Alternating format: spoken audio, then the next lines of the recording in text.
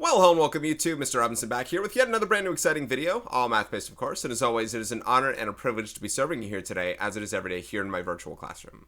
Step on aside as we jump into section 7.2 in the Big Ideas Math Integrated Math 3 textbook. We are analyzing arithmetic sequences and series. Now, we did some things in section 7.1 which, to no shock of mine, had arithmetic sequence things involved, but they didn't really ever call it that at the time, so I brought up things involving the explicit rule for arithmetic sequences and geometric sequences, which I believe we do next with series. So apologies if I fronted those things a little bit beforehand. It's like they gave them to us, not telling us that they were those and expecting us to either know them or not. So, hey, we're going to jump into some things again, which we've seen before, but we haven't seen many things before in arithmetic series, not in a formula way at least, and we're going to be able to look at that right here. So we have up to 65 problems to do. Check the description section down below if you'd like to find the PDF of the textbook problem set, as well as timestamps for each individual problem section. I'm going to begin with the lecture portion.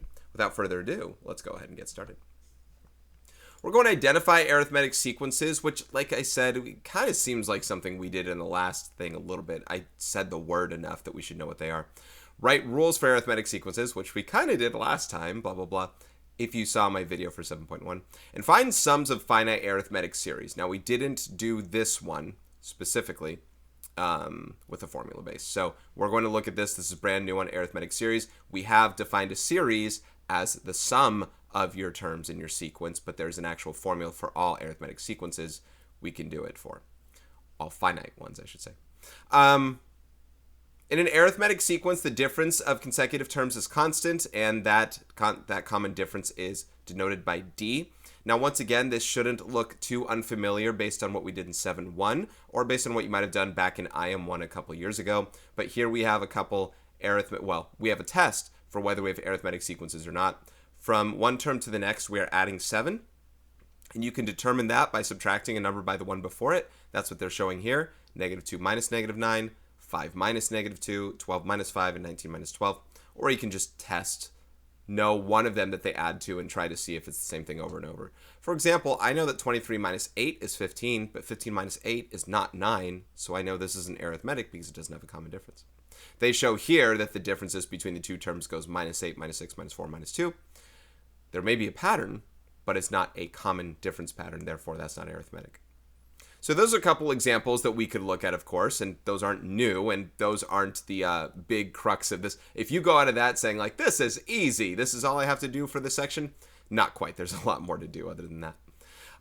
Okay, now here is where you can have an explicit rule. It's what they call the explicit rule for an arithmetic sequence. Now, I tend to front this D value, so D times n minus 1. I hope y'all don't mind that I have the single number there. But a sub n equals a sub 1 plus d times n minus 1. Start with the first term, add your common difference n minus 1 times. Big talk in IM1. A little bit of a big talk in the last section. The nth term with the first term of 3 and common difference of 2 gives you this rule here. Of course, if I put the 2 in front, hope y'all don't mind. They also said or this. Now, how they got this, again, I got to stop saying it, but something I did from 7.1 is you would distribute the 2 into both of these guys to get 2n minus 2. And -2 plus 3 is 1, so you'd get 2n plus 1 as your whole thing. They say this or that, so I'm interested to see which one they build off of more. They were doing a lot of these ones in the last section. That's why it was so important to talk about. So I might still be doing the same thing, writing this and that, especially if the examples do it. So let's take a look. Writing a rule for the nth term. Write a rule for the nth term of each sequence, then find a sub 15. So with 3, 8, 13, 18... with each sequence, I think they're having you assume that you know it's arithmetic, meaning you don't have to test it really. But 3 plus 5 is 8, 8 plus 5 is 13, 13 plus 5 is 18. That means 5 is the common difference. If 5 is your common difference and 3 is your first term, you can substitute 3 for a sub 1, 5 for d. I hate having it at the end. 5 for d, and boom, this could be your rule. Now, it does look like they do the simplification, so I will continue doing so as well. They distribute 5 and add 3 to the -5, and they get 5n minus 2. So there's your rule right there. Boom, boom, boom. I just keep boxing things that are equivalent or the same thing.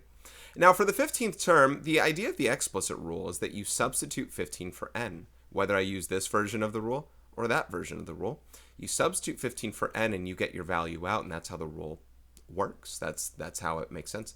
And your 15th term is 73. So without actually adding 5 for the 5th term, 6th term, 7th term, etc., all the way to the 15th term, you can actually use the rule to get that. Now the next one, we are subtracting 8 over and over. This time we are subtracting 8, so common difference is negative 8, and it does have to be a negative. So they're going to implement this with a negative 8 multiplied by the n minus 1. 55 is your first term, and they distribute negative 8 into this whole guy and combine like terms. You get this rule here, negative 8n plus 63. Substituting 15 into there, you get negative 57 as your 15th term. It makes sense for both answers that we have. This set is increasing, so it's cool that it's a positive and gets a little bit bigger. This was positive, but it gets smaller. You're subtracting 8. Eventually, you might hit negative land, and they do. They hit a negative number. If I got an answer of, say, positive 57, something went really wrong because my first term was 55 and it only went downward. So have your answer make sense to you. You might have made a small mistake and you might not be able to catch it, but catch the red flags, the big mistakes. Okay, writing a rule given a term and common difference. Now, I'll tell you what, with all this stuff involved, guys, just so you know, this was all IM1 based as well. So I apologize if I run faster through this stuff. The bigger thing to me is going to talk about arithmetic series when we get there. This one might be slightly different. One term of an arithmetic sequence is a sub 19 is negative 45. The common difference is d equals negative 3. Write a rule for the nth term, then graph the first 6 terms of the sequence. Okay, I'm going to solve this stuff, then I want to talk about it in an alternate way so you're not stuck on trying to memorize this stuff too much. Keep in mind this explicit rule works for any nth term. That can include the 19th term. So if you substitute 19 for n, you can actually solve for, say, a sub 1. The whole idea here is to come up with a rule so you can use it for every term starting from the first term onward.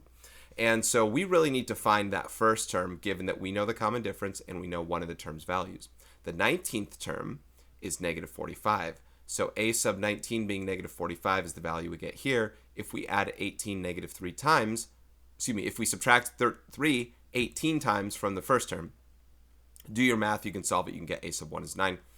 And then you can recreate your rule using that first term of 9 with the common difference of negative 3 to get a generic one for any term n. Now, the thing I wanted to state, and they're going to graph it here as well. Now, the thing that I wanted to state with this, guys, is arithmetic sequences are no different than linear equations when it comes to finding certain values or using things like that. There are limited numbers of, this is a discrete relation. It's not continuous. It's not an all real number domain. That's fine. But there's still a slope. There's still a y-intercept if you want to bring that up as well. And there are still points on the graph. If the 19th term is negative 45, that would be like the same thing as having a point 19 comma negative 45. And I bring that up because a common difference of negative 3 means every time you increase a term by 1, you're subtracting 3, which means your slope is negative 3. And I bring that up because all of this really, guys, is just some version of slope-intercept form, point slope form, whatever else. You can use the same exact things in y equals mx plus b form to find information that you want. For example, your m can be negative 3, your x can be 19, your y can be negative 45. And you can work this at negative 57 plus b is negative 45. And you can add 57 to both sides. You get 12 equals b. So your equation's y equals negative 3x plus 12. Well, hey, that's the exact same thing as this guy right here, right? Or you can do point slope form, assuming that you understood how this thing worked with it. I'm going to leave the point slope form bit out just to kind of bring forth that you can use this in a bunch of different ways.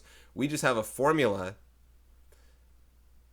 that states it in a different way as well. It uses the phrasing in a different way. Once it's simplified to here, it looks more slope-intercept form-esque, and I hope you realize that. Anyway, for the graph, they're substituting 1, 2, 3, 4, 5, and 6 for here because they did ask for the first 6 terms of the sequence. 0 is not the first term of the sequence. So from that list, you're taking 12 and subtracting 3 once, twice, 3 times, 4 times, 5 times, 6 times. You get the points right there. Okay, let's talk about writing a rule given 2 terms. Hey, this sounds also a lot like something you could do for linear equations, and I'm going to bring this up as well. 2 terms of an arithmetic sequence are a sub 7 equals 17 and a sub 26 equals 93. Write a rule for the nth term. The thing here is this time you don't have the common difference. It's kind of like from the 7th to the 26th term, how many how much did you add from 17 to 93? And they're going to do that math in a different light. They're going to use the formula for it. But again, not to bog you down too much with that formula. There are a bunch of different ways you can do this. I need you to understand that. You substitute, where is it? 25 is 26 minus 1, right, using this formula. Boom. 6 is 7 minus 1. Plug in those things in for the values. And the a sub 1 subtract out when they kind of use a system of equations to solve. Look, I get it. You're going to learn it this way from your teacher because the teacher uses it from the book, and that's all good and fine. You divide by 19, you get d equals 4. And then you can substitute either of these values in that you have here. They use the 93 and the 26. Where did 93 come from? I'm trying to find the problem. Here it is. 93 is the value of the term. 26 was the position for that term. And then they find out the value of the first term. Now, they could have also used 17 and 7. I honestly would have used 17 and 7. They're smaller numbers. And you would have gotten back to get your a sub 1, so you can write a rule for this thing. Now, all that being said, guys, this is identical, although maybe not in process, but identical in nature, to asking you, hey, we have a point that's 17, and a point that's 2693, and I want you to write the equation in slope-intercept form. In order to do it, you need your slope. Your slope asks you how much, this is y2 minus y1 over x2 minus x1. When we do this division, by the way, that's 76 over 19, which is 4. They're asking you, we're going from the 7th term to the 26th term. That's 19 terms away. And our common difference is based on doing the same thing over and over, adding 19 times the same number, and your difference from 17 to 93 is 76. So your common difference is 4, just like the slope. And from here, you can use any form of whatever you want, point slope form, slope intercept form, y equals mx plus b. To find out that y-intercept, you can plug in any set of values. Last time they chose this, I'm going to choose this one. 7 can go in for x, 17 can go in for y. That's 28. And subtract 28 from both sides, you get b is negative 11. So guess what your equation is? Y equals 4x minus 11. Well, guess what their equation is? A sub n equals 4n minus 11. So arithmetic sequences are linear equations. Don't mistake common difference for anything other than slope, in that you're adding the same thing over and over, or subtracting, as x or n increases by 1. And that's what they're doing here to come up with this d value. You just got to see it for what it is. Notice the differences that they did find. Notice the division that they do. And yeah, guys, there are a lot of different ways you can do it. I want to make sure that you're well understanding of it, so you're not trying to memorize a formula. Wait, what plugs into where? How do we do it? It's all related. It's all related. Okay, let's now get to finding sums of finite arithmetic series. Now, I think they're playing with a proof here, and I'll slightly go about the proof. And by the way, I'm going to rewrite this formula differently as well because of how I tend to talk about how I come up with the formula the way that I do, because you guys aren't going to derive the formula this way. No sorry, Bob. The expression formed by adding the terms of an arithmetic sequence is called an arithmetic series. The sum of the first n terms of an arithmetic series is denoted by s sub n. So instead of using a sub n for the value of the nth term, s sub n is the value of the sum of the first n terms of it, where a sub n is involved because that's the nth term of it, and a sub 1 is the first term. And here's actually what they're doing. It's pretty cool. I would do the same thing. I just don't show it in the formula basis. I would use actual numbers to represent it. If we have this list of numbers that are added together and we write them again in this direction, opposite direction, you add the first term with the last term and you get this result. Well, guess what? If you add the second term with the second to last term, the d and negative d cancel out and you get the same result as what you have here. The 2d and minus 2d cancel out if you add the second term or third term and third to last term. Boom. And then et cetera, and it keeps going till there. Where every sum of these terms, as you do the first and last and these ones, etc., are the same value. But we're adding two different versions of that series. We're doubling up that series. So if you divide this sum by 2, how it's added together n times, because there are that many terms in the thing. If you divide it by 2, then you end up getting a formula that looks like this. Now, I know that wasn't explained best, especially given that you're probably not big with the letters and the subscripts and stuff. The one thing I'm going to do slightly differently here when it comes to me writing the formula, y'all, is I'm going to put it as n over 2. N over 2. Because what I like to look at this more as is you have every pairing, adding to this same amount, and you're multiplying by half. There are half as many pairs as there are terms. If there are 10 terms in your sequence, then there are 5 pairs. I could divide 10 by 2. So I write the divided by 2 here rather than inside there. And again, it's a small thing. It's the same formula, but this is more of the logical approach that I like to write it as opposed to the version that they have. Keep that in mind. That's how I'm going to write it. Let's go to some examples. Here is our sigma notation where we are going to find the sum of the first 20 terms following the rule 3i plus 7. So what we need to do with this, understanding that formula that you guys just had or just saw, let me actually go back really fast. We need to know the number of terms, the value of the first term, and the value of the last term. With those 3 things, we can come up with the series, the sum. So with here from I equals 1 to 20, that is 20 terms. So we know that n is 20. Boom. So they substitute it into here. Remember, I do 20 over 2. They put the 2 right there. It's whatever. Their first term, they substitute 1 in for here. 3 times 1 plus 7 is 10. Their last term, they substitute 20. 3 times 20 plus 7 is 67. So you add 10 and 67 together, and you multiply it by, well, 20 over 2, which is 10. So 77 times 10 is 770. That is the sum of those 20 terms. Now, they mentioned something that's important here. They mentioned that we are only going to be finding the sums of finite arithmetic series, because an infinite arithmetic series, or sorry, an infinite arithmetic sequence, you can't find the sum of, you can't evaluate, because the list goes, not because it goes on forever, but because the numbers increase forever or decrease forever just by adding a constant amount each time. It would just add to positive infinity or negative infinity ultimately. So evaluating that sum is no good. So we need it finite. So that's why they're talking about the partial sum. Okay. Solving a real-life problem. You are making a house of cards similar to the one shown. Write a rule for the number of cards in the nth row when the top row is row 1. When they say first row is the top, I assume that means it's 1, 2, 3 cards right here. This card, and that card. Row 2 is 1, 2, 3, 4, 5, 6. And row 3 has 9, because each set makes that triangle. So our rows are 3, 6, 9, 12, etc. Oh, look, there's a calculator. I'd never seen this before. I didn't know this was possible. But I guess you can use a calculator to find the sum of your sets. I'm going to leave it, unless they make us do it. So they're saying write a rule for this thing here. So your value of your first term is 3. The common difference is 3. So they substitute those in there, and when simplifying, you get 3n. Again, child's play. Things we did in section 7.1 and in the previous examples. But now they say, part B, how many cards do you need to make a house of cards with 12 rows? 12 rows is where n would become 12. And we're going to find the sum of the first 12 rows here. Without writing out each actual set in the list and adding them together, we can use the arithmetic series sum formula. N is going to be 12. Your first term is 3. And where did they get 36 from? 36 is how many cards there are in the 12th row. We know that because we can substitute 12 in for n, given our rule, 3n. 3 times 12 is 36. When you add these two up and multiply by 12 over 2, which is 6, you get 234. There are 234 total cards to make with all those 12 rows. 36 in the 12th row, 3 in that first row, and builds as it goes up to 36. And there you have it. Okay, that's the end of the lecture portion. Let's go to the vocabulary and core concept check before we hit numbers 3 through 65. Number 1, complete the sentence. The constant difference between consecutive terms of an arithmetic sequence is called the, well, we call it the common difference.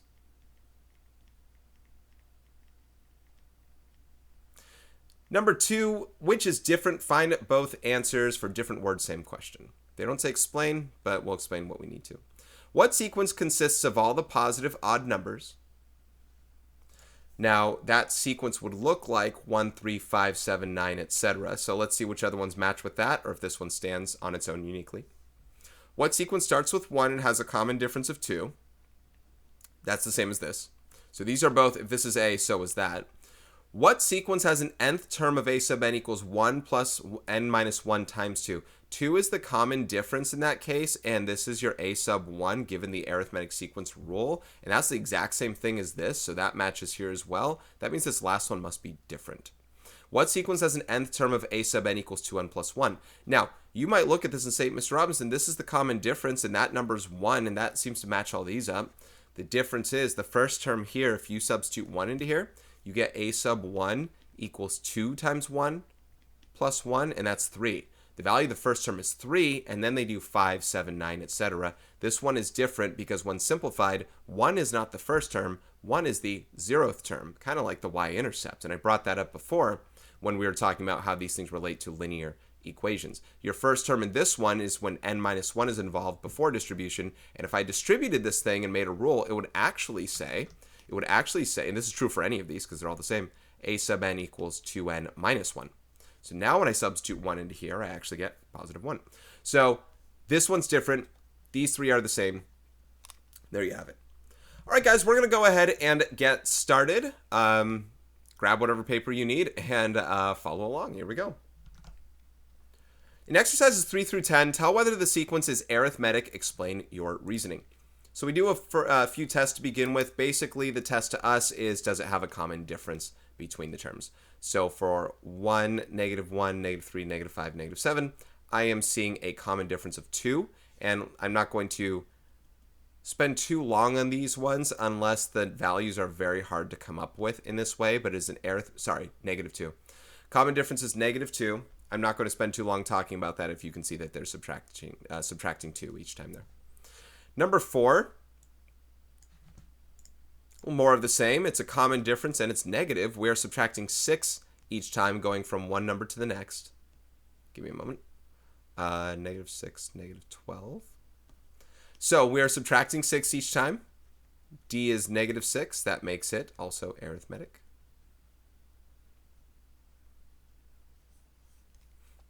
Number 5. Okay. Now, depending on how you choose to do the test, they do say explain your reasoning. My reasoning was through common differences before. If it doesn't have a common difference, you also would need to show that. Whether you're doing 8 minus 5, 13 minus 8, or you just know what they add to, is going to be kind of up to you. For example, this is plus 3, and this is plus 5. Now listen, this is plus 7 and plus 9, but at this point, as long as those two are right, I know it doesn't have a common difference. No common difference. This is not arithmetic. I was about to write arithmetic. This is not arithmetic. My reasoning is what you see above. I did not add the same number from one value to the next. Therefore, it's not common. That doesn't mean there's not a pattern, but it's not an arithmetic sequence. No common difference. Number 6 looks to be very equivalent to that. Looks like we're adding some even numbers here. 3 plus 2 is 5. 5 plus 4 is 9. 9 plus 6 is 15. 15 plus 8 is 23. Then we do plus 10, plus 12, etc. But just the fact alone that this is plus 2, then plus 4, breaks the concept of this being arithmetic. It is not. Therefore, we move forward. Number 7 has a bit of an impossibility factor when it comes to being arithmetic. We go from integers several times into fractions. I can't see a moment for any such values that you could begin with a string of integers and then go to a string of fractions and be a common difference. We are, for arithmetic sequence argument's sake, we are subtracting 18 and then subtracting 9, which is not common. That alone says not arithmetic. If they asked for more, or if you wanted to say more on it, you could come up with this pattern, something we're going to start doing in the next section, in that it is dividing by 2 or multiplying by 1/2, which is something that a geometric sequence would do. And if you are a geometric sequence, then you are, by definition, not arithmetic. So you could do that. And I think I could make the same argument for number 8. If the subtraction was more difficult to come up with than, say, the division, you could then construct it in that way. So in this way, I kind of see this dividing by 3 thing going on, which is multiplying by 1/3.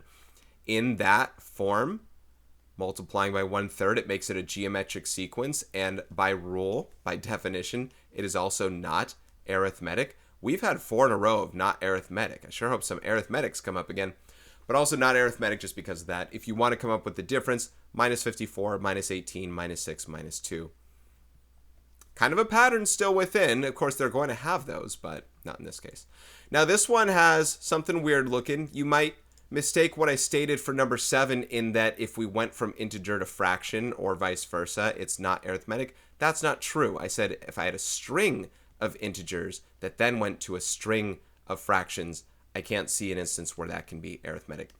But this is one single integer where it goes from fractions to integer back to fractions.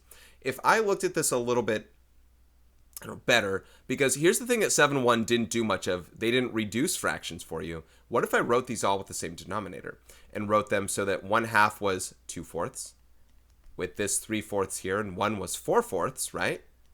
And here's 5/4, and 3/2 is 6/4. From here, you can probably tell a little bit more what we're adding from one value to the next just by getting the common denominator, which we're adding 1/4 each time. And it is that each time, therefore, it is an arithmetic sequence. My support for this is what's in blue. That is my common difference of 1/4. Let's show that. Plus 1/4 plus 1/4. And you do need to show it each time to be arithmetic, or you need to state what the common difference is like I did up above. So in either or case like that. In the case of non-arithmetic, it just takes one set of two not being the same for it to break. But just because two are the same doesn't mean that it absolutely is. Got to be careful there. Number 10 looks like number 9. Now again, if you want to play the common denominator version, I'm all game. I totally want to do that as well. There are versions that they might do where they're doing this minus this, etc., and seeing if they're the same. I don't know if they're the same yet. I want to believe that they could be. Okay, we have a lot that are over 6 and a couple that are over 2. Obviously, everything's reduced, so let's turn the over 2s to that common denominator version. So turn 1/2 multiply top and bottom by 3 into 3/6. Oh, yeah. And turn 3/2 into 9/6 by multiplying top and bottom by 3 there. You can see the 6's stay the same down below. Well, that's the common denominator portion, but we're adding another 2 on top each time. That's a common difference of 2/6, which is, by the way, 1/3. With the common difference of 1/3, we do have an arithmetic sequence. So we had a couple arithmetic to start with and bookended with, and then a lot of non-arithmetics in between. Number 11, writing equations. Write a rule for the arithmetic sequence with the given description. So part A, they say the first term is -3, and each term is 6 less than the previous term. Now, given our equation that we're beginning off of, it's going to look like this, and I'm using the one, they put D afterward, I put D in front. I mean, I don't know why they put it afterward, but you know whatever. So we do some substitution here, and we get A sub n equals our first term of -3, and we're subtracting 6, n minus 1 times. This can be an answer. There's nothing wrong with it. However, I'm going to distribute -6 into both terms and then combine like terms with the -3. I get -6n plus 6, and that's A sub n equals -6n plus 3. I do want to mention, if you did not follow me in the lecture portion and you're just on the problem set, seeing this for the first time, not hearing that lecture portion, is that we did a lot of this in section 7.1. So I'm not going to spend too much time on that, and if you do want to see some things on 7.1 that teach it more, you can, but that's a distribution and combining like terms. The first term is 7, and each term is 5 more than the previous term. So now we're adding 5 each time. So this initial setup will be 7 plus 5 times n minus 1, which can be an answer, but the simplified version is 7 plus 5n minus 5. 7 minus 5 is 2, and you get 5n plus 2. These are explicit rules that allow us to substitute any value for n to find that term. Like the 100th term, you substitute 100 for n, and then you can find the value of that term based on that. Number 12 on writing, compare the terms of an arithmetic sequence when d is greater than 0 to when d is less than 0. D is your common difference. So when d is greater than 0, your terms increase. Right? Like the d here with positive, we didn't look at the list, but it's 7, then plus 5 is 12, plus 5 is 17, etc. When d is greater than 0, the terms in your list increase. When d is less than 0, the terms decrease. This is like the minus 6 that from -3, -6 or minus 6 is -9, minus 6 is -15. Smaller negatives are decreasing. The terms decrease in that case. It's all about understanding what D means in the formula and obviously how that list goes. A lot of questions that the IM1 crowd could have seen. In exercises 13 to 20, write a rule for the nth term of the sequence and then find A sub 20. So if we write the rule, then we can substitute 20 for n in our equation. Now with each of these, they just say the sequence. They never state that it's arithmetic. I'm going to go ahead and make a strong assumption that it is based off the section that we're in, and we already did tests on whether things were arithmetic or not. If something's not, we'll find it, but I'm looking at everything right now. It seems to be arithmetic, and that's what I'm going to go off of. So the value of my first term here is 12. My common difference is 8, adding 8 each time. So our rule that we can begin with is 12 plus 8 times n minus 1. If I distribute 8 into here, I get 12n, or 12 plus 8n minus 8, and 12 minus 8 is 4. So I get 8n plus 4 as the rule. To find the value of the 20th term, I'm going to substitute 20 in for n. 8 times 20 is 160, plus 4 is 164. That's the value of the 20th term. Number 14. I have a first term of 7 and a common difference of 5. That actually goes in line with this one, right? I can actually use that equation, right? Right? We literally just had that. They said that. They said 7. Yeah, I'm going to use that. Why not use something I was already given before? So I already know that this rule is going to be a sub n equals 5n plus 2. If you missed, I feel bad. If you missed number 11, go back to 11b. And that's where I plug the things in. But I'm going to use something I already have an answer to. Why do the same thing more than once? I do have to find the 20th term, though. So a sub 20 is 5 times 20 plus 2. 100 plus 2 is 102. Number 15. This time the terms decrease, therefore the common difference is negative, something they just brought up before. So 51, 48, 45, and 42. It is common. And the common difference there is negative 3. So we have a rule that is 51 minus 3 times the quantity n minus 1. When you distribute negative 3 here, you get negative 3n plus 3, and 51 plus 3 is 54. So I'm going to get negative 3n plus 54. That is the rule. We will substitute 20 into there, and negative 3 times 20 is negative 60. Negative 60 plus 54 is negative 6. Number 16.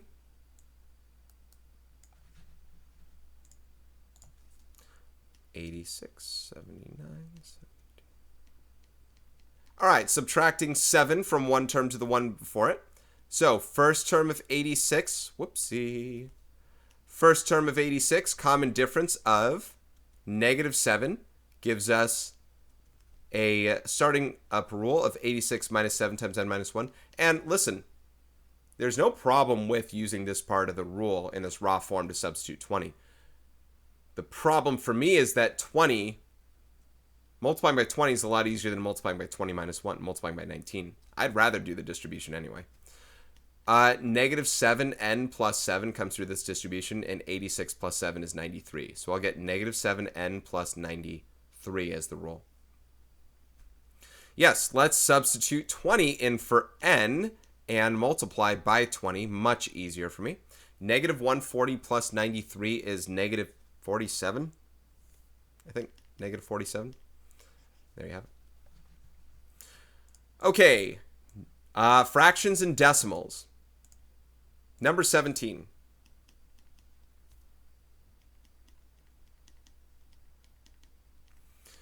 Go with where you need to go to determine that common difference. You don't always have to go from the first term to the next, to the second term. You can go from this term to this term if it's easiest for you, and I think it is for me.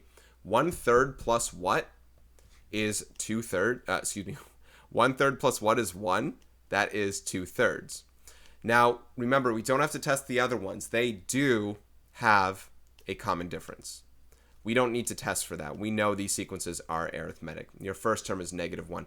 So we have first term here, common difference here.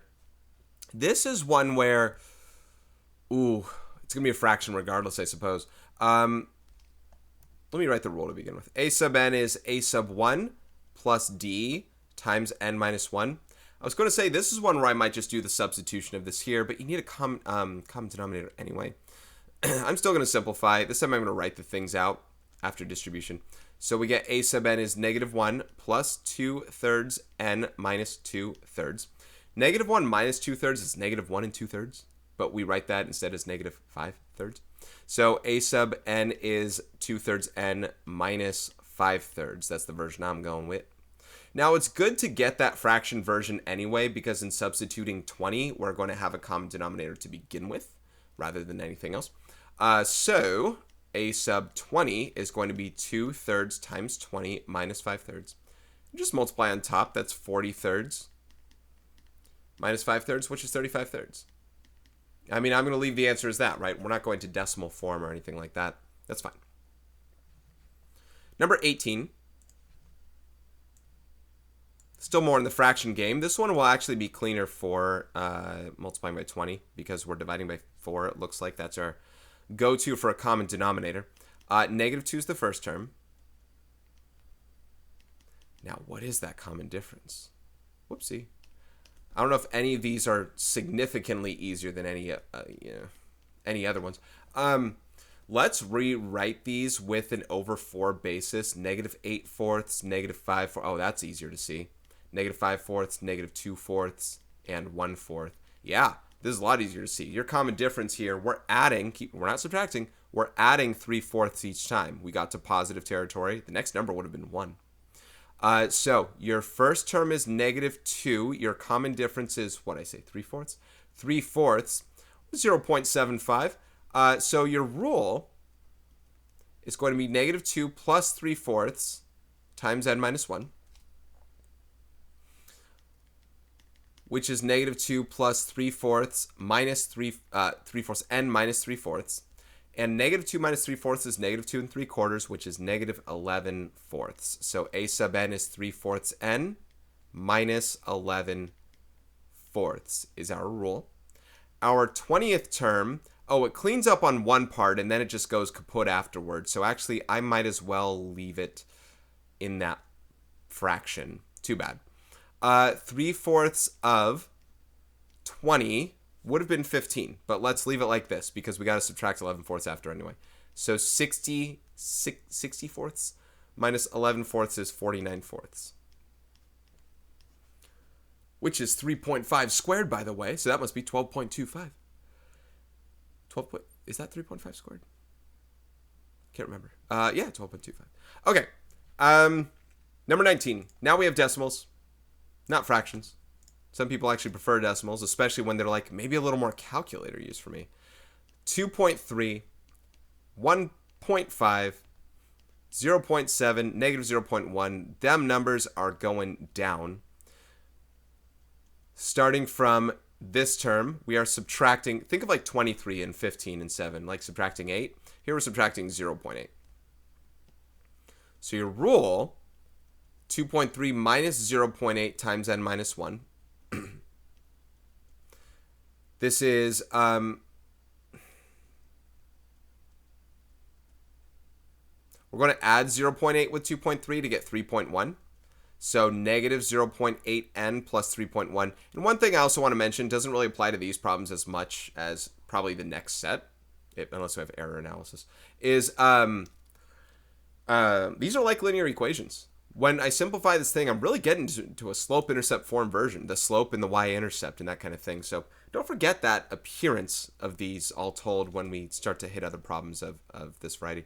A sub 20 is -0.8 times 20 plus 3.1. 8 times 20 is 160, so this must be -16.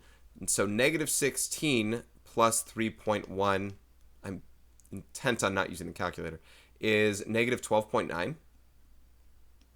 And it makes sense at least that it's going further negative. I trust that portion of it, so I'm going to leave it. Number 20, last one from this set. These numbers are also going down, where we have 11.7, 10.8, 9.9, and then 9. Clear as day, from 9.9 to 9, we're subtracting 0.9. So let's just write this rule out straight up. We have 11.7 as our first term, subtracting 0.9 from there. As these were all arithmetic sequences. If I distribute -0.9, I am going to get -0.9n. And this becomes plus 0.9, and 11.7 plus 0.9 is 12.6. So here's our rule. We will multiply, or we'll substitute 20 in for n here, and negative 0.9 times 20 is negative 18. Negative 18 plus 12.6 would be negative 5.4. So our 20th term in this is negative 5.4. Okay. Next page. We do have error analysis, and then we're going to get to something else that I was talking about. Describe and correct the error in writing a rule for the nth term of the arithmetic sequence 22, 9, negative 4, negative 17, and negative 30. I'm going to write that one out up here because it kind of has to do with both of these next problems, not just this one. All right, let's see what they say. They say use a sub 1 is 22 and d is negative 13. They're actually right. Those two are the first term and the common difference. Problem is their formula. They have a sub 1 plus n times d. It should be n minus 1 times d, or d times n minus 1. Their formula would only apply if they used an a sub 0, which they would have to get the 0th term by subtracting, or by adding 13 here. So their formula is incorrectly written. I'm just going to say that, where it should have n minus 1 instead of n. So they're actually using a rule that's going to get them, whatever they plug in for n, it's actually the n plus first term instead of the nth term. So what we're going to do is correct that, and with the same a sub 1 and d, because they're actually right on those ones, we'll have a sub n equals a sub 1 plus d times n minus 1. And yes, I write the d first. A sub n is 22 minus 13 times n minus 1. And when distributing the negative 13, you can see there will be a plus 13 in there. 22 plus 13 is 35. That would be the 0th term. Negative 13n plus 35 should be the rule, not negative 13n plus 22.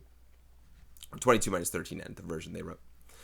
The first term is 22 and the common difference is negative 13 is all good there, once again.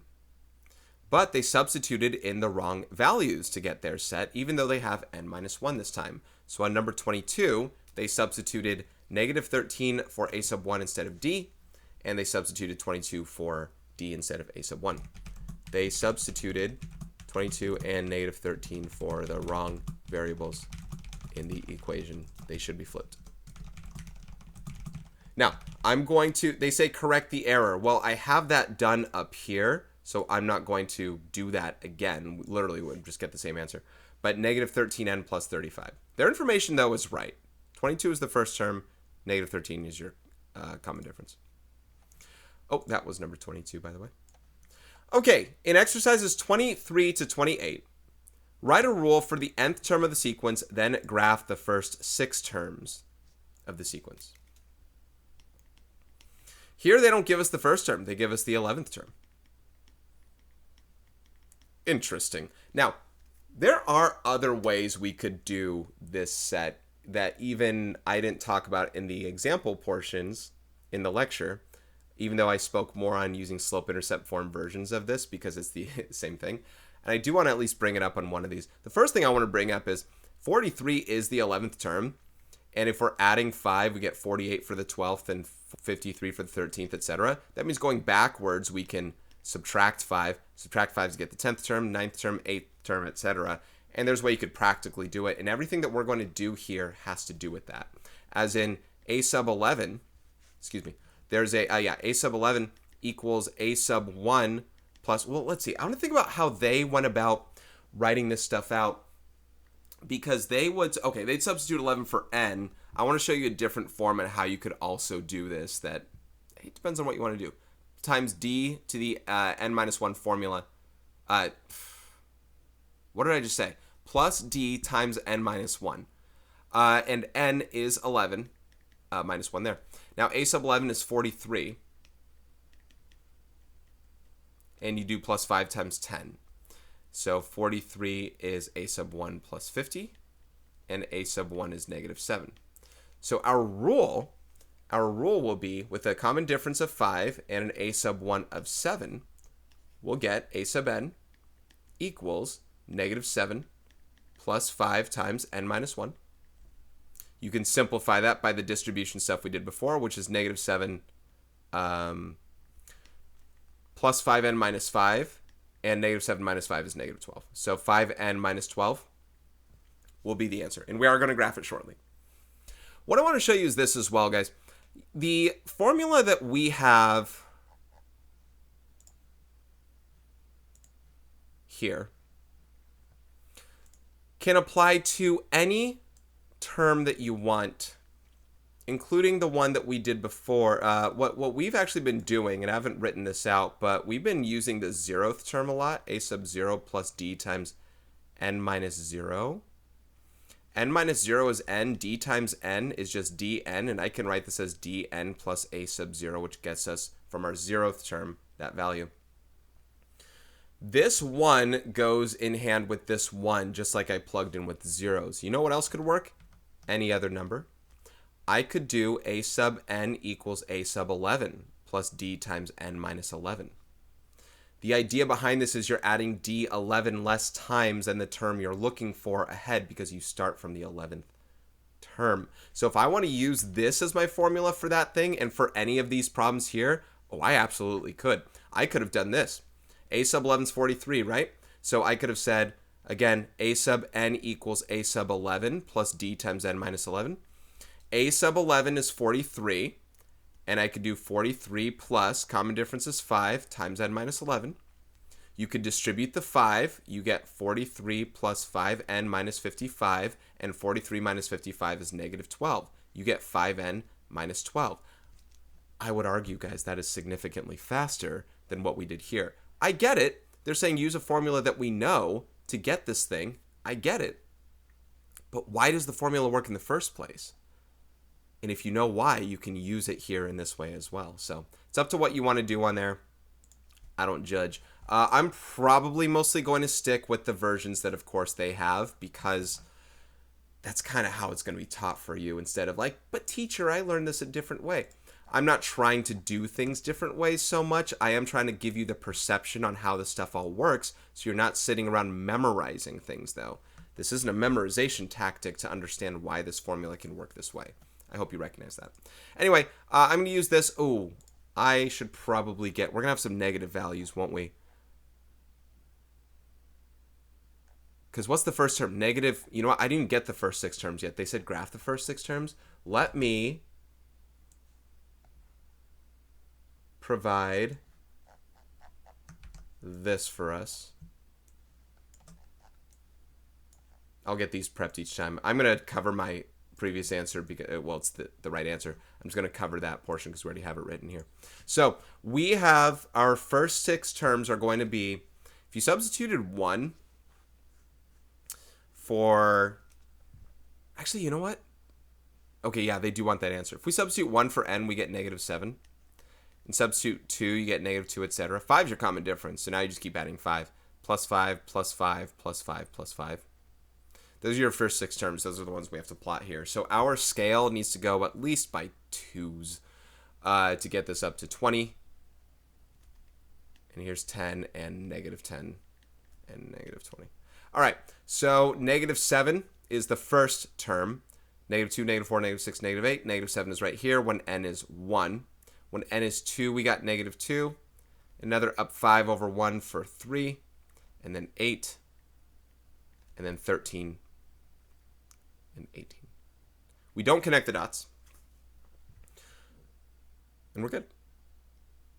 Okay, I spent more time on that one than I will on these other ones. Well, we have some fraction ones. We'll see how they go. Number 24. We have a 13th term of 42 and a common difference of 4. I did show you multiple ways you could go about this, whether it was the lecture portion, whether it was something I just did previously. We are going to use just the formula itself. So the 13th term is 42. The 13th term is found by starting from the first term and adding your common difference 13 minus 1 times. That's how the formula works. 4 times 13 minus 1 is 4 times 12, which is 48. So your first term, therefore, is going to be negative 6. First term, negative 6, common difference of 4 means our rule, our general rule, is negative 6 plus d times n minus 1. 4n minus 4 is there. Negative 6 minus 4 is negative 10. So you get 4n minus 10. From here, we can get all of the terms here. Remember, the first term is -6, the common difference is 4, so I can just write it out from that. -6, -2, 2, 6, 10, and 14 are the first 6 terms of the sequence. Oh. Okay, some negatives, some positives once again. Give me a second.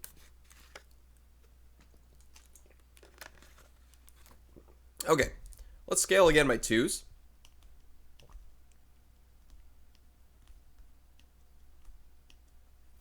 And first term here is -6. And then up 4 really looks like an up 2 to us, so it'll look like that. There are the first 6 terms of this sequence. Number 24. Let's go to number 25.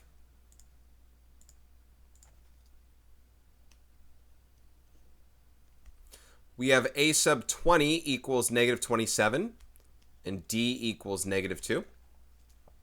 So the 20th term's value can be found by taking the first term and subtracting 2. 20 minus 1 times, that's 19 times. I'm going straight into that portion. One less thing to have to write. If I add 38 over, I get an a sub 1 value of 11. Our first term is 11.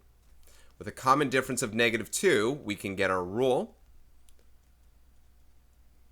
which is going to be -2n plus 2, 11 plus 2 is 13. We get -2n plus 13. So, first term is 11. We're subtracting 2 each time from there. That list will be 11, 9, 7, 5, 3, 1. So I don't really need this bottom half, and I also don't really need to change the scales. I can still hit 11 up here, really. 11, 9, 7, 5, 3, 1. And it makes a world of sense that we got to -27 eventually by subtracting 2 each time. Once we hit the 20th term, we're now about to hit negative numbers, and as we hit the 20th term, it feels right. We're going to trust it. It feels right. Let's go to number 26. The 15th term, well, that's -35.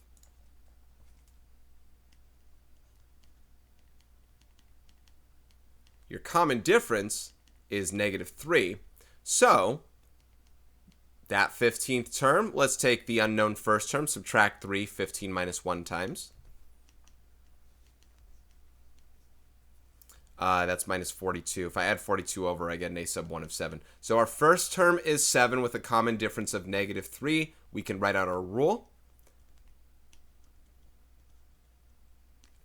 -3n plus 3 is the distribution, and 7 plus 3 is 10. So you get -3n plus 10 as our rule here. Remember, this qualifies as the rule as well. These are the answers they kind of are putting in the back of the book, if you will. Now, 7 is the first term, and we're subtracting 3. So 7, 4, 1, -2, -5, -8. It's good that I'm going to have the graph paper-like stuff that I had before, like this. We are going to plot these on here. So first term is 7, and then down 3 over 1 several times here. 15th term is -35. Yeah, looks like we'll reach there eventually. All right. Number 27.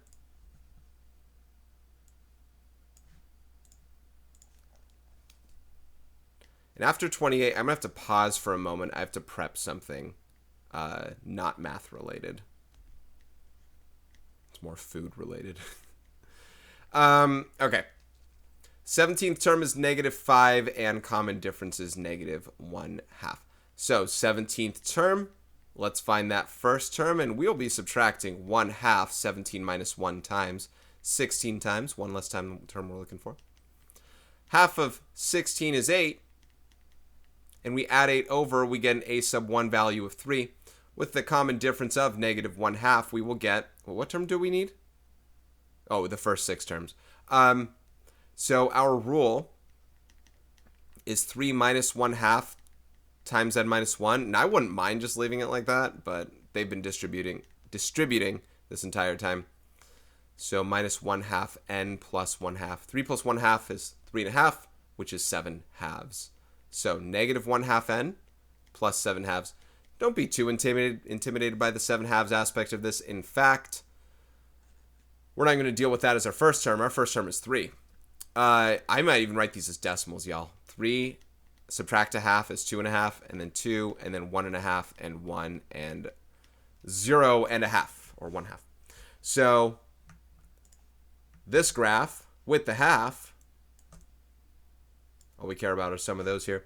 I'm not going to change the scale. Let's go 3, and then 2.5, and then 2, and 1.5. There we go.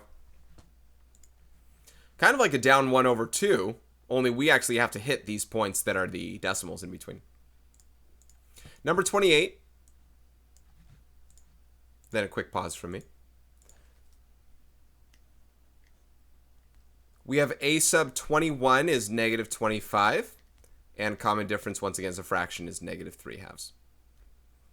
Okay. Here's our 21st term. So let's subtract 3/2 20 times, starting from the first term, 21 minus 1. That is negative 30.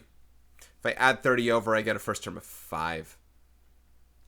So, common difference, first term. Our explicit rule is 5 minus 3/2 times n minus 1. Distribute the negative 3/2. Whoops, not 3/5, 3/2. 5 plus 3/2 is 5 plus 1.5, which is 6.5, and 6.5 is also 13/2. I don't know which way you want to put it, but as an improper fraction, it's 13/2. Now, that's the rule. Our first term is 5, and we are subtracting 1.5 each time. I'm gonna go the decimal form again. We are getting 3.5, and then 2, and then 1/2, and then negative 1 and negative 2.5, like that. So these are the first 6 terms, ones for which we should plot. Not changing scale. First term is 5, then minus 1.5, minus 1.5, 1.5, and then 1.5. And those should be the same points that we just had from before. All right, quick pause for me. I'll be right back. Okay, I've returned. All right, let's go to number 29. We're not halfway done, and we haven't hit series yet either. I'm actually a little surprised, not how little series there is. I thought that they'd really emphasize series a lot more, because these seem like, some of these seem like things we'd either done in IM1 or in the last section. And series is really the new thing for IM3 we'll be touching on ultimately. All right, number 29. One term of an arithmetic sequence is a sub 8 equals negative 13. The common difference is negative 8. What is a rule for the nth term of the sequence? So it's going to be like the last problems. Let's just use it the same way. We have a sub 8 is negative 13. And d is negative 8. So if negative 13 is that 8th term, we are going to subtract 8 7 times from the first term to get there. Now, there are a couple of other things I could have done, by the way. I could have tested each of these in a multiple choice fashion until we got... Well, actually, I would have ruled out A and B. I'll show you other ways we could have done this. So a sub 1 is going to be, if I add 56, will be 43. So your rule we got to come up with, let's take that first term and let's subtract 8n minus 1 times.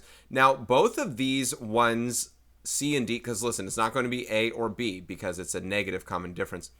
C or D is possible to land on as an answer from this. It depends on how your distribution, and I'm going to show the step, how your distribution of negative 8 is handled. Negative 8 times n is negative 8n. Negative 8 times negative 1 is positive 8. Not minus 8, because 43 minus 8 would have given you 35, which would have been D. But we're doing 43 plus 8, which is 51. So we get negative 8n plus 51. They wrote it as 51 minus 8n, so I'm going to match it. So they get C as their answer here. It is C, not D. With that in mind. What I could have done for this problem to make it a little bit different than the others, besides the fact that we didn't graph, is I could have used the multiple choice and tried them until they worked, and I wouldn't have bothered with A or B because the common difference was negative. This shows a plus. So I ruled that out. So I could have just tested C on its own. And what would have been my test for C? On C, I would have tested what A sub 8 is. I would have done 51 minus 8 times 8. And that's 51 minus 64. And if I got negative 13, which I will, this would have been the answer. If I got an answer other than negative 13, then D would have been the answer. Just by process of elimination, it would have had to have been something else. So anyway, it ends up being C. All right, number 30 on finding a pattern. One term of an arithmetic sequence is A sub 12 equals 43. The common difference is 6. What is another term of the sequence? Well, that's interesting because this time we can't do the tests of the different things here. We can't do the tests of the different things here because we don't have a rule. So this time I think we have to go straight into what we just did last time, but actually come up with that rule. And after that, we can figure out what those other third, fourth, fifth, and sixth terms actually are. Because I don't know. But common difference is 6. So here we go. 43 being the 12th term. We're adding 6 11 times from the 11th term to get to the from the first term to get to the 12th term. So I want to state one thing on this. They're not asking for the rule. They're asking for which of these terms exists in this. So without me writing a full rule, I'm just going to do this. My first term is negative 23. We already know our common difference. So let's go forward. Add 6. Add 6. Add 6. Add 6 and add 6. Here's our term 1, 2, 3, 4, 5, and 6. So which one matches? Our third term of negative 11 matches. That should be the answer. The fourth term here is negative 5. That's negative 53. That doesn't match. I want to show these other ones aren't right. The fifth term I got is 1 instead of 13. The sixth term I got was 7 instead of negative 47. So the answer there is A. A sub 3 is negative 11, as you can see there. And A matches, and we're all good. That is the pattern. Numbers 31 to 38 ask you to write a rule for the nth term of the arithmetic sequence. Now, I will satisfy most of what they do methodologically, with their methods. But I did mention in the lecture portion that a lot of this is like finding slope. Like, here's the thing. We don't have the common difference, right? We don't have the common difference. We have to find the common difference. And I will, in some problems, find it in the same way that we would find a slope. We're going from the fifth term to the 10th term. We're adding something over and over to get from 41 to 96 a certain number of times. That'll get you the common difference. That sounds like a slope to me. Anyway, here's how the book would be going about it. They're substituting these things in, like the 41st, let's start with this one. The 96th term takes your first term and adds your common difference, n minus 1 times. This 41, the fifth term, takes your first term and adds your common difference, 5 minus 1 times. In cleaning those up, we do get 10 minus 1 is 9. We get 9D. 5 minus 1 is 4, and here we're going to get 4D. This is a system of equations where we can solve for A sub 1 and D. If we subtract down these lists and understand this is through subtraction that we're making this happen, minus this thing here. 96 minus 41 is 55, and that equals 5D, and therefore D equals 11. Now, we still need the first term, and we can use either of these sets of values to find them, like 41 equals A sub 1 plus 4 times 11. So 41 is A sub 1 plus 44, and A sub 1 is negative 3. And so we need to write a rule. So now we have the information. A sub n is your first term plus your common difference times n minus 1. That could be an answer, but through distribution, that's 11n minus 11. Negative 3 minus 11 is negative 14, so we get 11n minus 14.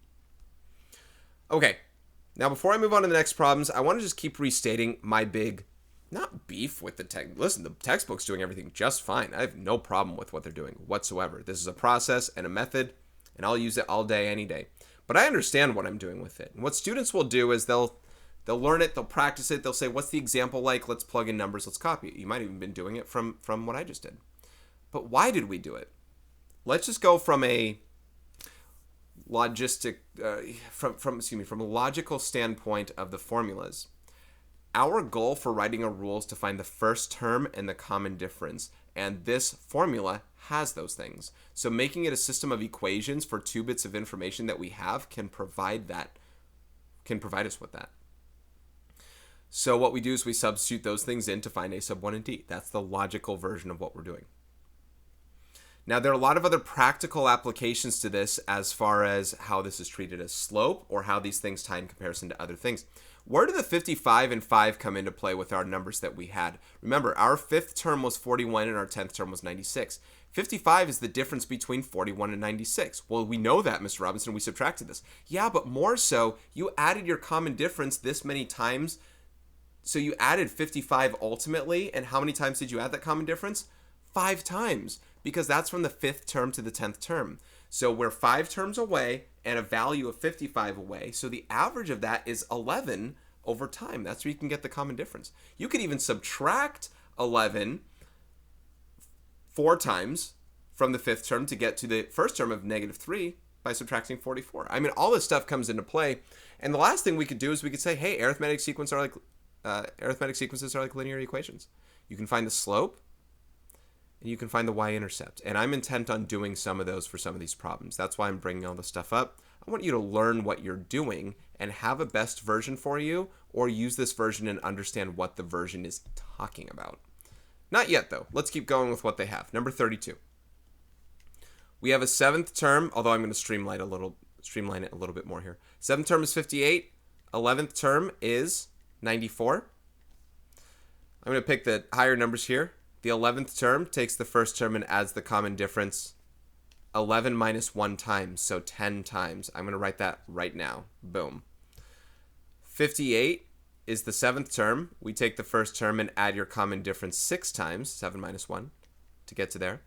And through subtraction of these, the a sub 1's cancel. You get 4d equals, and this becomes 36. I don't want to be wrong. And divided by 4, you get d equals 9. So a common difference of 9, we can now find our first term by subtracting 9 over and over from the 7th term to there, for example. So we can use 58 equals that first term. Let's just use this, plus 6 times 9. That's 54. And subtract 54 from both sides, you get a sub 1 is 4. So your rule is going to be a sub n equals a sub 1 plus d times n minus 1. 9n minus 9 plus 4 is 9n minus 5. Okay. How many problems do we have in this set? 8.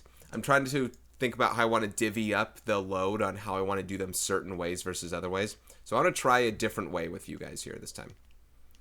A sub 6 is negative. Listen, you use the method you got to use. Do you get the same answer is the only question that matters. Let's talk common difference. Common difference is like... I'm trying to think if I should do it already. Common difference is like finding the slope between these two things right here. What's the difference from the 6th term to the 15th term? You got to do 15 minus 6 there. What's the difference from this term to that term here? You got to do 1 minus the other there. It's only tricky because it has negatives, but you would have had negatives no matter what you did. Negative 62 plus 8 is negative 54, and 15 minus 6 is 9. Over the course of term 6 to term 15, those 9 terms in between, we subtracted a total of 54. So on average, you're subtracting a total of 6 for each term that goes by. That makes it your common difference. Your first term, now we don't have a rule version of this. Maybe that's one part that kind of makes this a little funky with it. But your first term, how about this? Your first term, you take your 6th term, negative 8, and instead of adding your common difference over and over, instead of adding negative 6, we're going to subtract negative 6 5 total times because you're going from the 6th term to the first term. You know, I'm probably not going to do it this way more often if you don't understand what's happening with it, so sorry if I lost you along the way. But your first term is negative 22. So, wait, hold on a second. Actually, that doesn't make any sense. Positive 22. Negative 22. It's positive 22. So, we get a sub n equals 22 minus 6 times n minus 1. Or a sub n equals 22 minus 6n plus 6. Or negative 6n plus 28. Okay. All right, number 34. I'm probably just going to do it just one more time in just a different way, and then I'll revert back to what they had, because you're probably like, I can't really tell what you're doing, Mr. Robinson. Okay. The goal for me is to get you to understand the information, not to follow a method, personally, or to use methods that you know how to do. So the way that I'm going to do this one is the way I did in the lecture portion once showing it, and this is actually probably going to be the fastest way, technically. Everything here that we have, and even the rule that we're writing, is technically slope-intercept form. We just don't use the letters y equals mx plus b. We use a sub 1, a sub n, and all that stuff. But let's say for a moment it was y equals mx plus b. We have a point on this graph that's 8, negative 15. And we can't say we don't know that these are on graphs. We just graphed several of them in a previous set of problems. But here's an x, y, and here's an x, y. The stuff I did with d before is the stuff I can do with m now. We can find the slope. We can find rise over run, y2 minus y1 over x2 minus x1, which is negative 63 over 9, which is negative 7. So we have a slope of negative 7. Remember, that means common difference. But for the sake of what we're talking about, y equals mx plus b form, we need to find that b value choosing an x and a y, such as negative 15 and 8. So this doesn't get me my first term. This gets me my y-intercept stuff. I'm not going to find the first term this time. I'm going to get straight to my answer. So negative 56 plus b, and that's a b value of, moving that over, that's negative 41. No, 41. 41. So we're going to get y equals mx plus b, negative 7x plus 41. But we don't write it like that. We write a sub n equals negative 7 times, negative 7 times n plus 41. So look, it's the y equals mx plus b form stuff you always knew how to do before. Write an equation in slope-intercept form, going through these 2 points, get the slope, get the y-intercept, you have it. And whatever method they would have chosen before does that. And that's it. Okay, I'm going to go back to the methods that they use. Sorry that I wanted to go over in a different way on it, but I wanted to show you some other stuff before we hit series. Okay, a sub 18 equals negative 59. A sub 21 equals negative 71. I'm still in the method of, I want to just subtract these and get 3. Okay, so our 21st term takes our first term and adds our common difference 20 times. 21 minus 1. And then negative 59 being our 18th term, we are going to add 17 times. We're going to add our common difference starting from our first term. And let's subtract these results. Here's where you got to be careful on the subtraction portion, guys. If I'm subtracting here, that's negative 71 plus 59. It is negative 12, not negative 130. The a sub 1's cancel, and 20d minus 17d is 3d. Divide by that, you get d equals negative 4.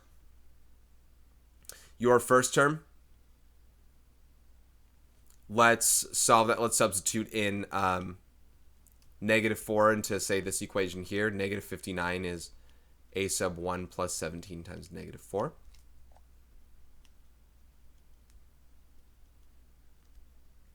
Add 68 to both sides, you get a sub 1 equals 9. So as an equation, we got that. If I distribute negative 4 and add 9 to that, negative 4n plus 4 plus 9 is 13. So negative 4n plus 13. See, that just feels longer to me. It's good. It's fine. Just when I have other understandings of how the numbers work, I kind of want to use them. All right, number 36. Now, there are other versions you can do, by the way. I want to show one more version. This is the most...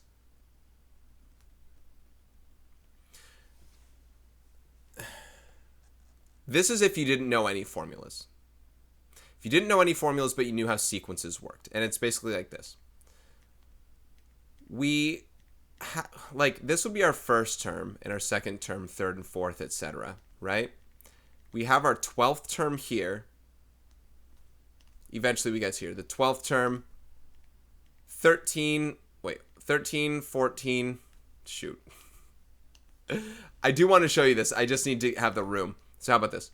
12, 13, 14, 15, 16, 17, 18, 19. And here's the first term here. All right, first term is here. And then we have to get to the 12th, etc., all the way to 19.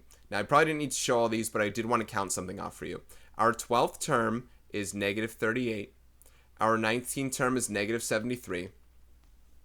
From here to here, we are adding some common difference to get from one term to the next. How many times do we add the common difference from the 12th term to the 19th term?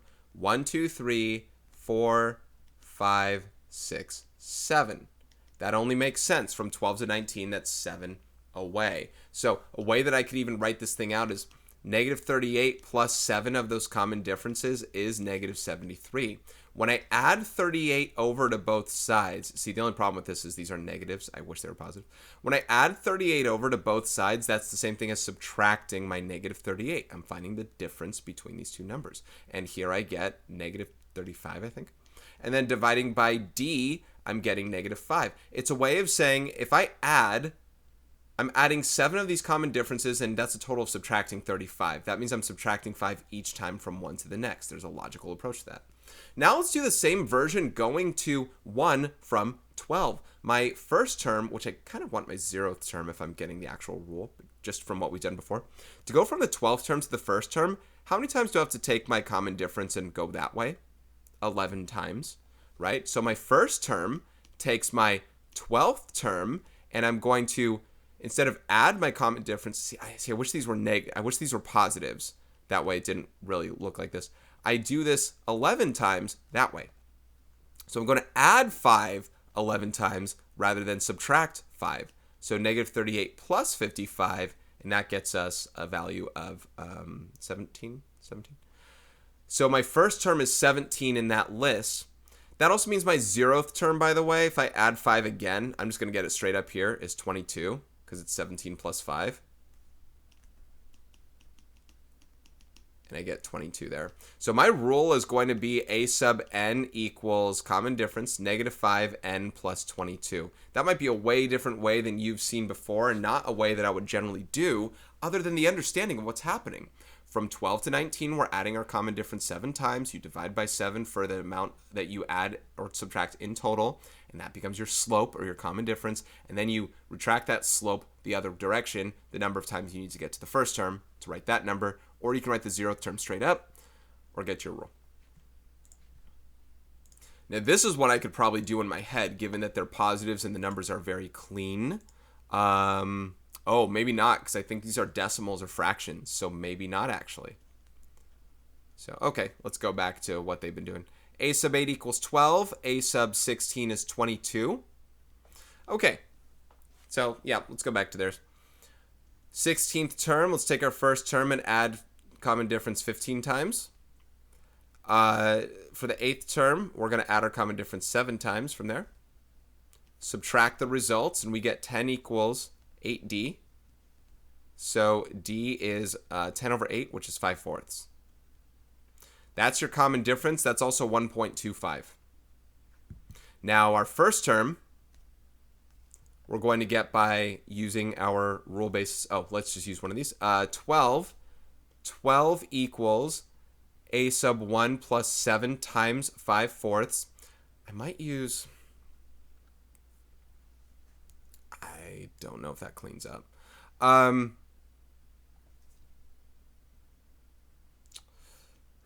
12, well, this is the 35/4. I'm thinking if I should have just gone straight to a sub 0, because I think that would have cleaned up. But, hey, we're using what the book does. And again, I'm not shaming the book at all. I'm actually shaming what a student's approach is. As like, I only know one way to do it.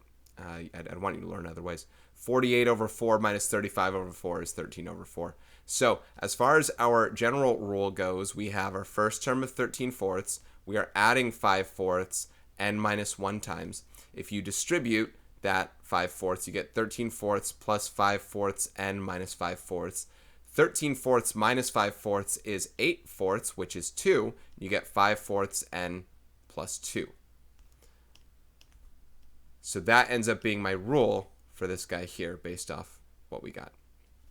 It's got a common difference of 5/4. The first term there, both of those went into that guy, and then we got our answer. Okay, the last one's probably a fraction as well, given that that one was. So number 38.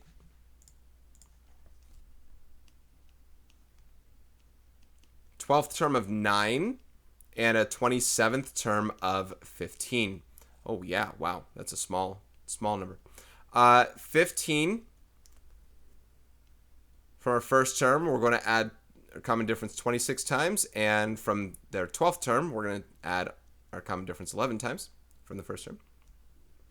Subtract those. You get 6 equals 15d. And d equals, that's 2/5? 2, 3, 4. 2/5.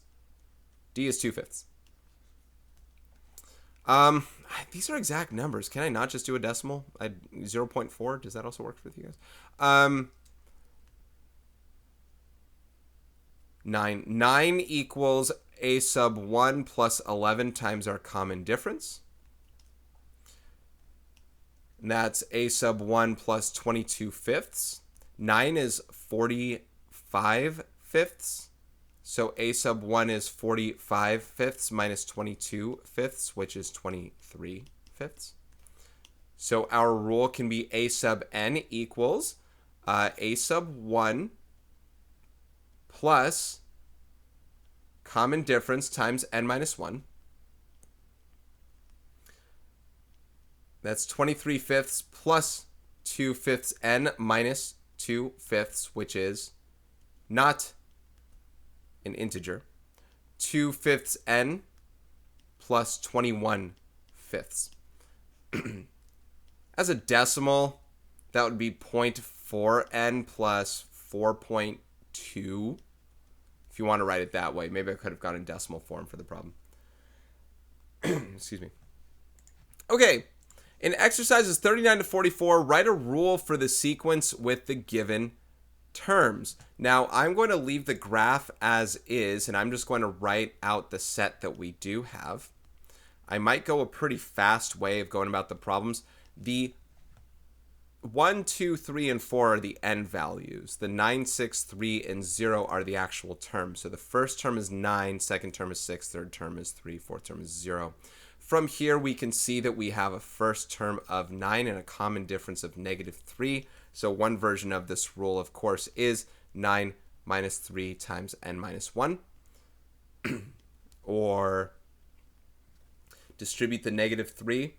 -3n plus 3, and 9 plus 3 is 12, so you get -3n plus 12. I really want to clear this throat. Given that each set is starting from the first term, I am compelled to, remember, 12 is not the first term, 12 is the 0th term. So I'm compelled to work backwards and find the 0th term for you on these problems. I'll probably do it for the last two, okay? So this one is 15, 10, 5, and 0. Your first term is 15, and your common difference is -5. So your rule can first be written as 15 minus 5 times n minus 1. Distribute the -5, -5n plus 5, add with 15, you get -5n plus 20. Now for 41 and 42, I mean, I'm not doing this necessarily on the graph basis, but you can tell we're going from -4 to -1 to 2 to 5. We're adding 3. So if I subtract 3 going backwards, you actually hit a 0 and -7. Now that's not a term that's in the sequence. There's no 0th term. The first term is still -4. However, when it comes to our rule that we're writing, this 0th term here would have been 20 by adding 5 here. This 0th term would have been 12 by adding 3 here. You're doing the opposite of what your common difference is doing. My common difference is +3 each time. Then I subtract 3 here to get that -7, which is the 0th term. And again, the common difference is -3. So Positive 3. Common difference is 3. So my rule can be written as, this is y equals mx plus b form. Y equals mx plus b. This, I mean, listen, we're looking at a linear equation, guys. Make no mistake, right? That's what that is. And the y-intercept would be -7 in that case. That's what we have. So number 42, I'm just going to straight up give you what it is based off what the y-intercept would be and the slope. I mean, that's what we're writing out as a whole, right? We've done other problems of this accord otherwise. -5, 2, 9, and 16. We are adding 7 each time here. So to subtract 7, we get -12 as that 0th term. And common difference of 7, it's 7n minus 12. So do what you will and how you choose to, depending on how you understand this information. That's how these ones can be done in such a way. Oh, 43 and 44. There are a couple more. Only these times, guys, we do not start from that first term. So it's your choice on how you want to go about this, although they are very close to the first term. So we have an unknown first, second, and third terms here, or 0th term as well, right? And then 4th, 5th, 6th, 7th, 8th. I would say, because we've done so many other problems in this variety where we chose, like, I'm not going to say a sub 4 is 25, a sub 5 is 29, plug in a system of equations and solve this stuff. We are so close to our first term, and heck, even our 0th term, that we understand that if we're adding 4 this way, that we're subtracting 4 this way. And I can recursively work this one out. That's my personal preference. So subtract 4, you get 21, 17, and 13. That's your a sub 1. It's your a sub 1. So a sub 1 is 13. Common difference is 4. It is plus 4, right? As we're going to the right, it was plus 4. Going to the left, it's minus 4. So one version of that rule, again, you would start from this and then you distribute. Next time I'll get you the 0th term straight up. 4n minus 4 plus 13 is 4n plus 9. So 4n plus 9, like so. Okay. And the last one is of the same variety, even being the 4th term. See, the last one we're so far out, even like the 8th term and stuff, that's a few too many times to have to subtract your number. But of course, subtracting 4 3 times is also minus 4 times 3. Don't forget that. So here, again, first, second, third terms, unknown. 4th term, 5th, 6th, 7th, and 8th. We appear to be adding 8 each time here. So if I want to find my first term, I would take 31 and I would subtract 8 1, 2, 3 times. 31 minus 24 gives you 7.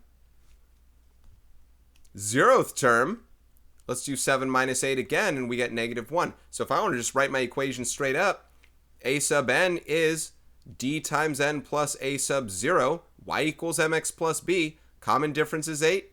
0th term, y-intercept, whatever you want to call it, it's -1. Boom, you have it. Right? You don't have to go through all those different ways. And so I'm glad I showed you all the different ways to do that, because here we can retract pretty easily when you have the 4th term from that.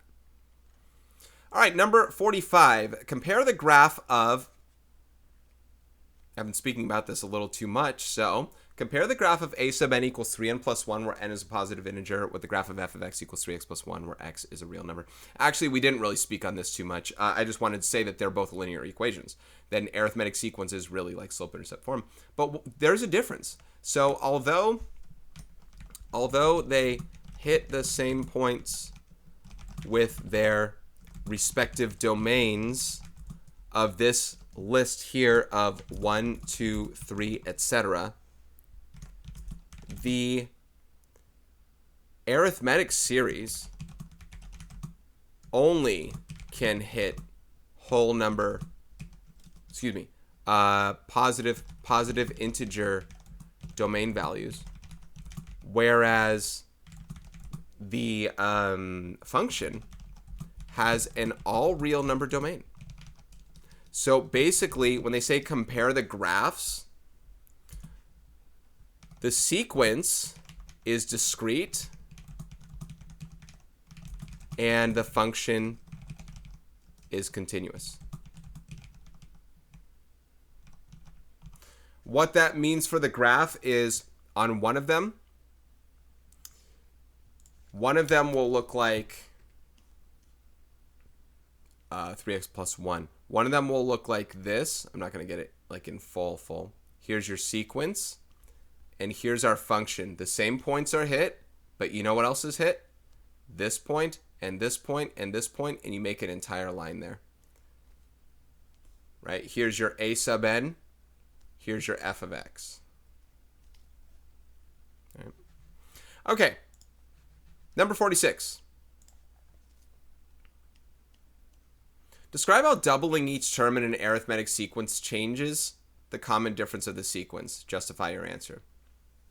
Well, it would double. It would double the common difference.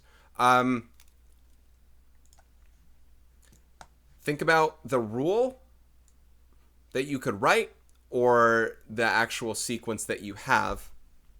If the common difference was 4, doubling the numbers, the common difference would be 8. I don't know. Common difference doubles.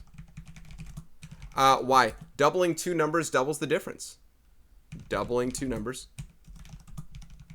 doubles the difference. What I'm saying there is, let's say we had an example of 1, 5, 9, 13, etc. If I double these things, we'll have 2, 10, 18, and 26. These have a common difference of 4, whereas these have a common difference of 8. So common difference doubled as we got everything else. First term doubled as well. All right, now we're going to begin, finally, at number 47. Numbers 47 to 52, find the sum. We are going to begin with our arithmetic series talk. So our formula we're going to be using, or the version of the way I'm going to write the formula, it's the same thing as they would have done, is going to look like this. The sum of the first n terms of your series, you divide the number of terms by 2, and you add the first term with the last term. There's a whole reason behind it. I mentioned some of it in the lecture portion, as the book did as well. We'll leave it like that. We'll substitute that thing in. This is one that you can learn over time, given the reason for why it is what it is. We still have to know sigma notation. Sigma notation allows us to find the first term by substituting 1 into here. That's 2 times 1 minus 3, which is negative 1. We need to find the last term, the nth term, 20, which is 2 times 20 minus 3. 40 minus 3 is 37. And the number of terms, n, is 20. So this is what we're going to use to substitute into all that stuff there. So the sum of the first 20 terms of that sequence, without substituting every single number, 1 through 20, we take 20 over 2, and we multiply it by negative 1 plus 37. You see, there are 10 pairs of numbers of which I'll add to 36. The first and last terms do, and these terms do, and these terms do, all the way to the 10th and 11th terms also add to 36. So that's 360. The sum of those terms is 360. All right, number 48.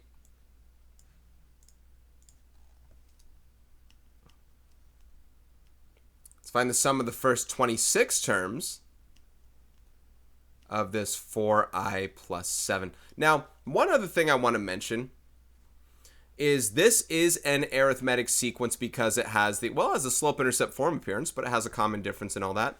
Negative 3 is not the first term, it's the 0th term. That's why we add this number to it. But if they wrote it in the other form, meaning the a sub 1 plus d times n minus 1, you'd actually have the first term right there as the a sub 1.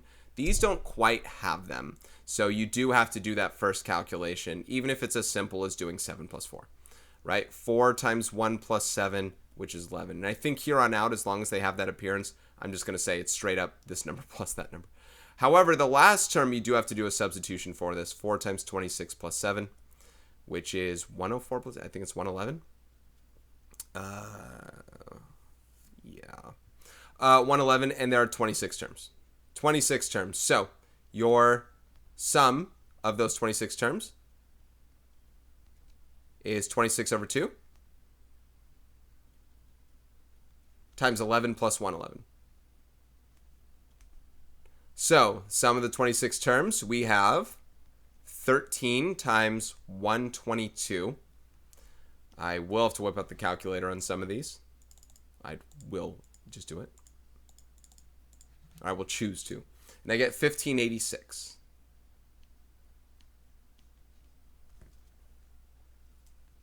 So this formula works a lot faster than plugging in 1, and then plugging in 2, and then plugging in 3, and then adding them all together, right? That's why we're using it. Now we got 33 terms to add together. Now this one, they write it as 6 minus 2y. You could also write negative 2y plus 6. It's whatever. But here's the thing. Negative 2 is your common difference. 6 is, well, not the first term. It's the 0th term. The first term is 6 minus 2, which is 4. Right? Substitute 1 into there. Your 33rd term we have to substitute here. And just as we see this is going to be kind of a larger negative number, we have to understand that when we come up with this actual sum, the sum is likely going to be negative. Negative 66, 6 minus 6 is negative 60. And there are 33 terms. We have to understand that, we're going to be doing 4 plus 2. 2 is the next one. Negative 2 is the common difference. 4 plus 2 plus 0 plus negative 2, which is minus 2, minus 4, minus 6, minus 8, minus 10. It's going to ultimately turn negative, and this is going to exemplify that exactly. Sum of the 33 terms. We got 33 over 2 times 4 minus 60. Now, there's a reason for which I might write this division itself as 16.5. It's not as mathematically simple as doing negative 56 over 2 and multiplying by 33. But there are 16 and a half pairs of numbers. I'm not going to get deep into that right now because I just don't want to talk about it. But we have to ultimately calculate whatever's happening there. Now, the book happens to divide your sum of your numbers by 2 rather than the number of terms by 2. It's all the same difference. You get the same answer. Negative 924. So it's a big negative sum, even though you had to do 4 plus 2 at some point for the first 2 terms, and then plus 0. Number 50. Ooh, this will go even further negative. We start negative and we continue negative. So is it bigger? Probably. The common difference is also bigger. So we're taking the sum of 31 terms. Given that arithmetic sequence rule, your first term will be negative 7. Your 31st term, negative 124 minus 3 is negative 127. And there are 31 terms.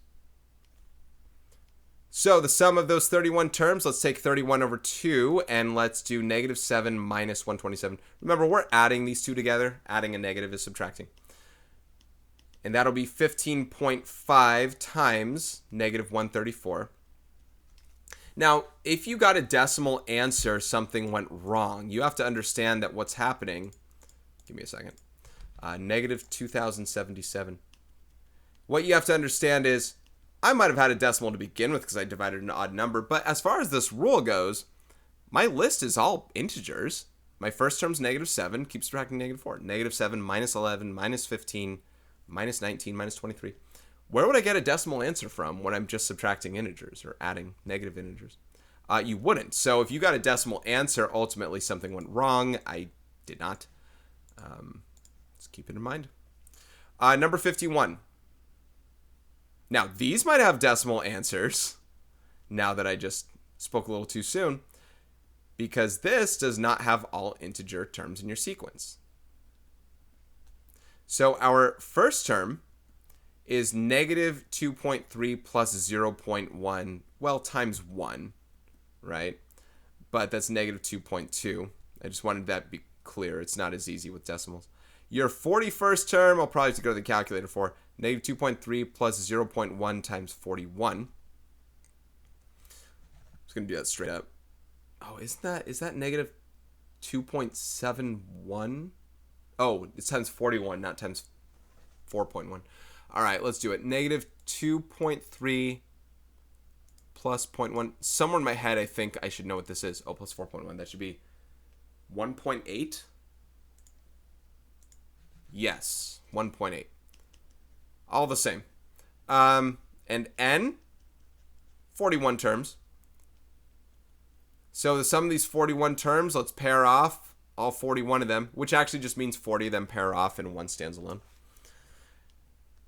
And you multiply by negative 2.2 plus 1.8.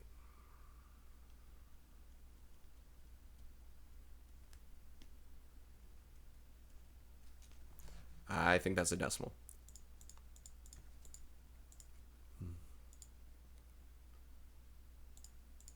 Negative 8.2.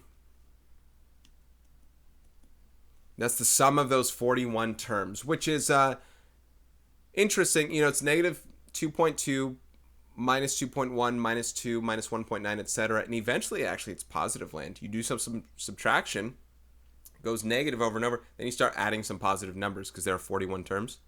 And you actually end up with a net result of still a negative net result, but not quite as big as it could have been if it was just the first 20 terms. All right. Number 52. They're all odd pairings after this. Okay, first term should be negative 3.7 if I'm just adding those two together. The 39th term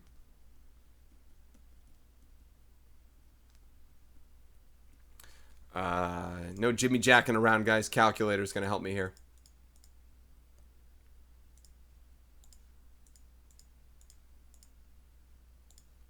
I'm getting 11.5. So we're going to add those two together. There are 39 terms in total. So there's our information. So the sum of the first 39 terms, 39 over 2, times negative 3.7 plus 11.5. Honestly, probably just going to go straight into the calculator from this. Let's see, 19.5.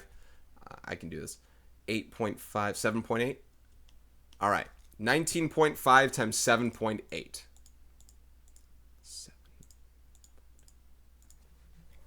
Now I'm getting 152.1. Okay. All right, in 53 and 54, we have to find the sums, and it says the first 19 terms of the sequence here.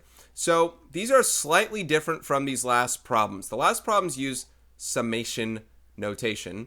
However, I can write that concept out, and that's all good and great. Our goal, though, is to determine the first term, the last term, and the number of terms. We know our first term is 9. We even know the number of terms is 19. We don't know the value of the 19th term. In order to find it, we need to have a rule established for us so we can have it, so we can find it. We have a common difference of negative 7. We have to first write our rule. A sub n is your first term minus your common difference times n minus 1. You can leave it like this or simplify it. They've been doing a bunch of simplifying, so I might do that. Plus, if I wanted to write sigma notation, I'd rather write it simplified. So it would be negative 7n plus, I believe that'd be 16. So if I want to find now the 19th term, I'm going to do negative 7 times 19 plus 16, which is negative 117, I think. Hope I'm right on that. So we have now our information. So if I wanted to write out the summation notation, which is not a requirement, by the way, and I'm probably not going to do it in the next problem, we're going from the first term to the 19th term with this rule, negative 7i plus 16. That's the idea of what we're doing. We already found the information, so we don't need to do any more on that. But that's what would happen. Now, that gives us S sub 19, where we can then do the n over 2. It's 19 over 2 times first term plus last term, like that, which is 9.5 times negative 108. And that should be an integer value. I'm getting negative 1026. So we had to find the last term given that we had to write a rule. And I could have used this version of the rule and plugged it in. That's fine. I probably will in the next one because I'm not going to write summation notation this next time. All right. So with this one, number 54, the first 22 terms here, these also go negative. Expect a big old negative answer. But for 54, we have 17, 9, 1, negative 7. And they have an n value of 22. All right. So based off that, let's come up with the first term, a sub 1, and we have to come up with a generic rule first to then find out a sub 22. So we have our first term. Our common difference. Our common difference is negative 8. So negative 8 times n minus 1. Therefore, a sub 22 is 17 minus 8 times 21. I'll use the calculator. I don't want to mess this up. 17 minus 8 times 21. I'm getting negative 151. So we have our first term, last term, number of terms. Let's come up with the sum of them 22 terms. 22 over 2, pair off them 22 terms, and we have 17 minus 151 brewing there. That's 11 times negative 134. And what is that? Is that negative 1474? Oh, geez, I don't know. 11 times 134. Whoops, I did 1 times 134. 11 times 134. Yes, negative 1474.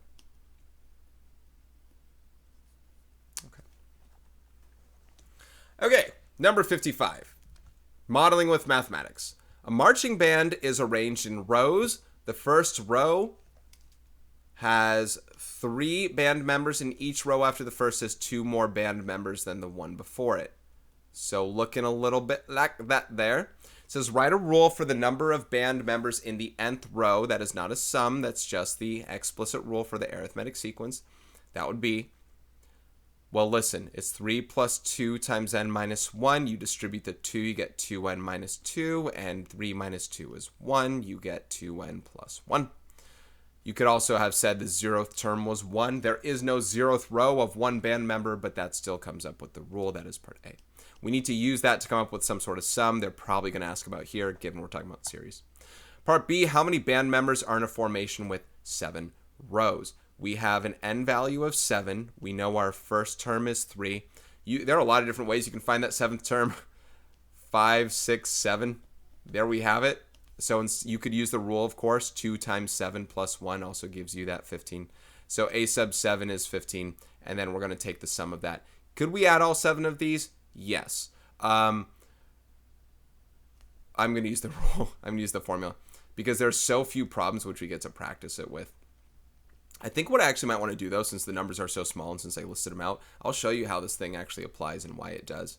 So hopefully you guys got to land on this problem as a set. So 3.5 times 18, which is, 61? No, not 61, 63. So there's 63 band members.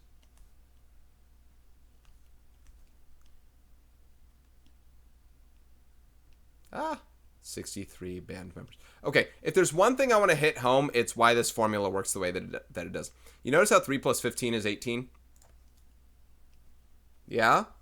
All right, well, guess what? So is 5 plus 13. So is 7 plus 11. Now, 9 doesn't have anything to add with, but 9 is half of 18. So how many 18s do we add together? If we're going to add all these up, here's another way of doing it. Add those 3 18s together, which represent these numbers added up. So 18 times 3 plus 9. 9 is half of 18. That's why we're doing 3.5 times 18. This would have made more sense if we did it with an even number of terms, but this also explains how that 3.5 works. 3 18s and then another half of 18 added together. And that's how the formula kind of explains itself, which is nice. Number 56, modeling with mathematics. Domestic bees make their honeycomb by starting with a single hexagonal cell, then forming ring after ring of hexagonal cells around the initial cell as shown. The number of cells in successive rings form an arithmetic sequence. Let's see that for sure. Now, the initial cell is not necessarily the first term in the sequence. I believe this will be for our rule. It says for the nth ring, this is the first ring and the second ring, etc. So for our sequence, it looks like we're adding, so this has 1, let me just write this preliminarily. This is 1, and then we add a 6 of them to get 7, and then we're adding 1, 2, 3, 4, 5, 6, 7, 8, 9, 10, 11, 12.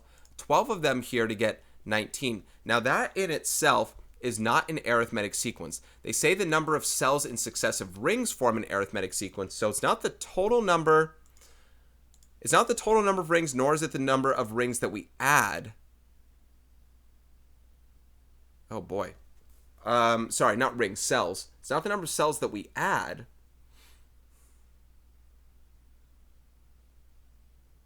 The number of cells in successive rings forms an arithmetic sequence. I don't know if that's true.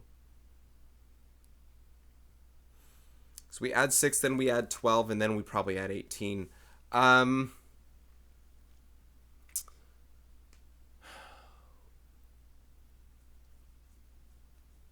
Two rings. The number of cells in successive rings forms an arithmetic sequence. That doesn't compute with me. We have one, and listen, I'm not going to deal with the one so much. I just want to see the one ring. Oh, I see. They're talking about just in the ring itself that we're talking about. So in that first ring, there are 6 of them. Now, in this one, there are 0 of them, just so you know. In the next one, there are 12 for 2 rings, and then 18. So we're counting how many cells are in the ring itself. I don't know why I didn't realize that last time. I'm sorry about that, guys. I had to process that one for a little bit. All right, so this is what we're talking about here. Now, so therefore, our rule should just be 6n. 6 cells per ring times the number of rings gives you how many rings are in the cell. Remember, there are 0 here. That's not 1. There is 0 around the cell. It says, how many cells are in the honeycomb after the 9th ring is formed? Now, this is where that 1 cell is going to be added with our answer ultimately. We are going to be doing S sub 9 plus 1. That 1 being the initial cell, but we're also going to add the 6 with the 12, with the next is 18, etc. for those 9. So what we're going to have to do with that is we need A sub 9. So A sub 1 is 6. A sub 9 is going to be 6 times 9, which is 54. And there are 9 terms there. So we're going to do S sub 9 and get 9 over 2 times 6 plus 54. I kind of feel like this time I want to divide the... See, their formula divides the 2 over here. Not their formula. It's the same formula. It's just where do you choose to divide by 2? You can divide everything by 2 if you want. They divide it inside here. Let's just divide the whole thing by 2. But I'm going to choose to divide the 60 divided by 2. It's easier for me to calculate. 30 times 9 is 270. That does not get you, though, the logical approach for why we do that. Now, we need to do plus 1. 270 plus the initial cell is 271 total cells there. Okay, now I understand the problem. My bad from before. Number 57. A quilt is made up of strips of cloth starting with an inner square surrounded by rectangles to form successively larger squares. The inner square and all rectangles have a width of 1 foot. All right, so this is 1 right here, and this is 1. So that's 1, and that's 1, etc. Write an expression using summation notation that gives the sum of the areas of all the strips of cloth used to make the quilt shown. Then evaluate the expression.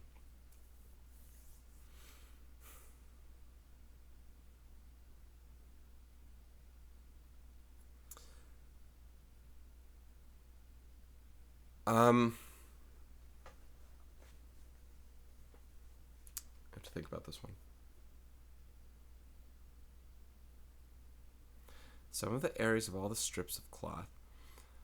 So I think this one's going to be a lot like the last one when it comes to the rings regarding the inner cell or the inner, what's this called? Strip. And that's just its own 1. And then from there, you have different strips of cloth with different lengths, right? So actually, forget the 1 plus, by the way. Let's just think of sequences by looking at them from different sizes. We have ones with like a size of 2. So there are 1, 2, 3, 4 of them. And 2, so there are 2 by 1s. Here's the thing. All of them have width of 1. So I'm just going to multiply the length of each of them by the number that there are. And 2 times 4 gives us 8. That would maybe be my first term for those strips. The next set after that has strip lengths of 4, And there are 4 of those as well. Each of them have 4 as they wrap around, but this one is 4. So 4 times 4 is 16. The next one is length 6, and there are 4 of... It is 6. And there are 4 of those, and that gets 24. And the last one has length of 8, and 8 times 4 gives us 32. So this is your sequence list. Your rule for this based off a strip of length n plus 1, I guess you could say, is 8 times n. So given it says write an expression using summation notation that gives the sum of the areas of all the strips. So your summation notation here, you're going to take 1 plus, right? Remember the 1 is the inner one that doesn't really quite apply with anything else here. But 1 plus, there are 4, from 1 to 4, 4 different sets of what these have here of the rule 8i. I think that's how we'd work that out, right? Now they said also evaluate or find the sum. What'd they say? Then evaluate the expression. So this will be 1 plus, and I can do 8 plus 16 plus 24 plus 32. I know. But you can also do that rule of n is 4 over 2 times the first term plus the last term. And yes, that's way overdoing it. I get it. 1 plus 2 times 40 is 81. Now, does it make sense that the answer is 81? I think so. I think that this is a 9 by 9 because this is 8 with this 1, that makes 9. And this is 8 and this is 1, that makes 9. 9 times 9 is 81.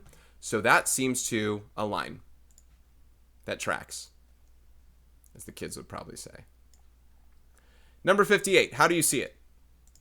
Which graph or graphs represent an arithmetic sequence? Explain your reasoning. Only ones that are linear and discrete would be that. So this one breaks that, this one breaks that, this is continuous. That appears to be linear and discrete, so it's just D. D, it is the only one that is linear and discrete. That's how I see it. That's what I'm going to state. D, the points show a linear pattern and the domain is discrete instead of continuous. C is linear but not discrete. The other ones are discrete but not linear. Number 59. Making an argument. Your friend believes the sum of a series doubles when the common difference of an arithmetic sequence series is doubled, and the first term and the number of terms in the series remains unchanged. Is your friend correct? Explain your reasoning. I believe they are correct. And if I were to give you I believe they're correct. If I were to give you kind of the actual, without an example, I want to probably show you that actually plays out. I will. But I'm just... Wait. Your friend believes the sum of a series doubles when the common difference of an arithmetic series is doubled in the first. Oh, I thought they just said... I thought they just said when you double the terms in the sequence. Okay, I take it back. I'm going to see what your friend is actually saying this time.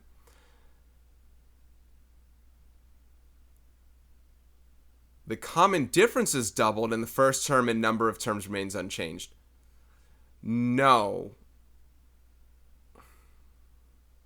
Common difference? No.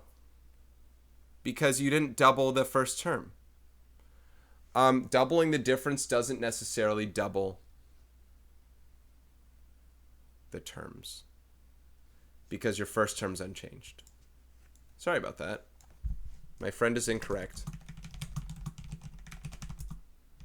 Just because we double the difference doesn't mean we necessarily double the terms. See, I thought they were saying if we double the terms. Now, if we doubled the terms, the sum would also be doubled, is my belief, and something I want to show. So, for example, I'll make it very short. 3 plus 5 plus 7 plus 9 versus 3 plus double the common difference. So 2 becomes 4. 7 plus 9 plus 13. 11 and 15.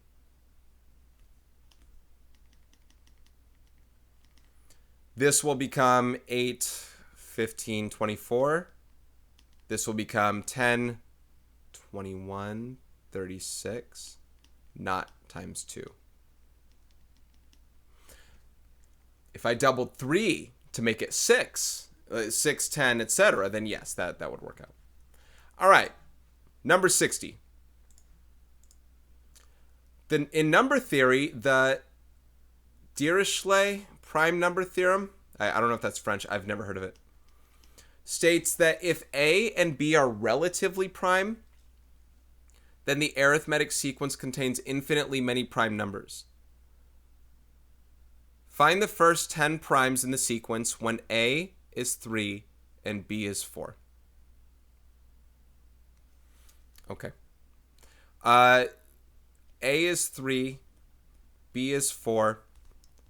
We have A plus B, A plus 2B. It's just using the common difference of 4 like this. A plus 3B, 15. I don't know why I jumbled that. Find the first 10 primes in the sequence, though. So, do I just keep listing them out until I find them? Okay, prime numbers are numbers that don't have a factor other than themselves and 1. So I don't know what they were saying. If they're relatively prime, then it contains infinitely more. Okay, I'm just going to do these until we find the prime numbers that we want. So, okay, let's cross out what's not a prime number. 15 is not a prime number. So these are, here's the first 3. They say find the first 10. I don't know, I think I'm just supposed to do this. 4 or 5, not 27. 31, not 35. Not 39.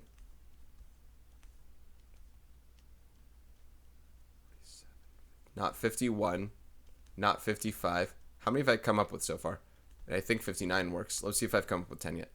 1, 2, 3, 4, 5, 6, 7, 8, 9. Not 63. 67, I think that's prime.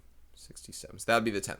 So it's 3, 7, 11, 19, 23, 31, 43, 47, 59, and 67. So all we're doing, I don't know if I did it the way you're supposed to, just tracking primes. But it's a first term of 3 and a common difference of 4 is really what happened there. Number 61.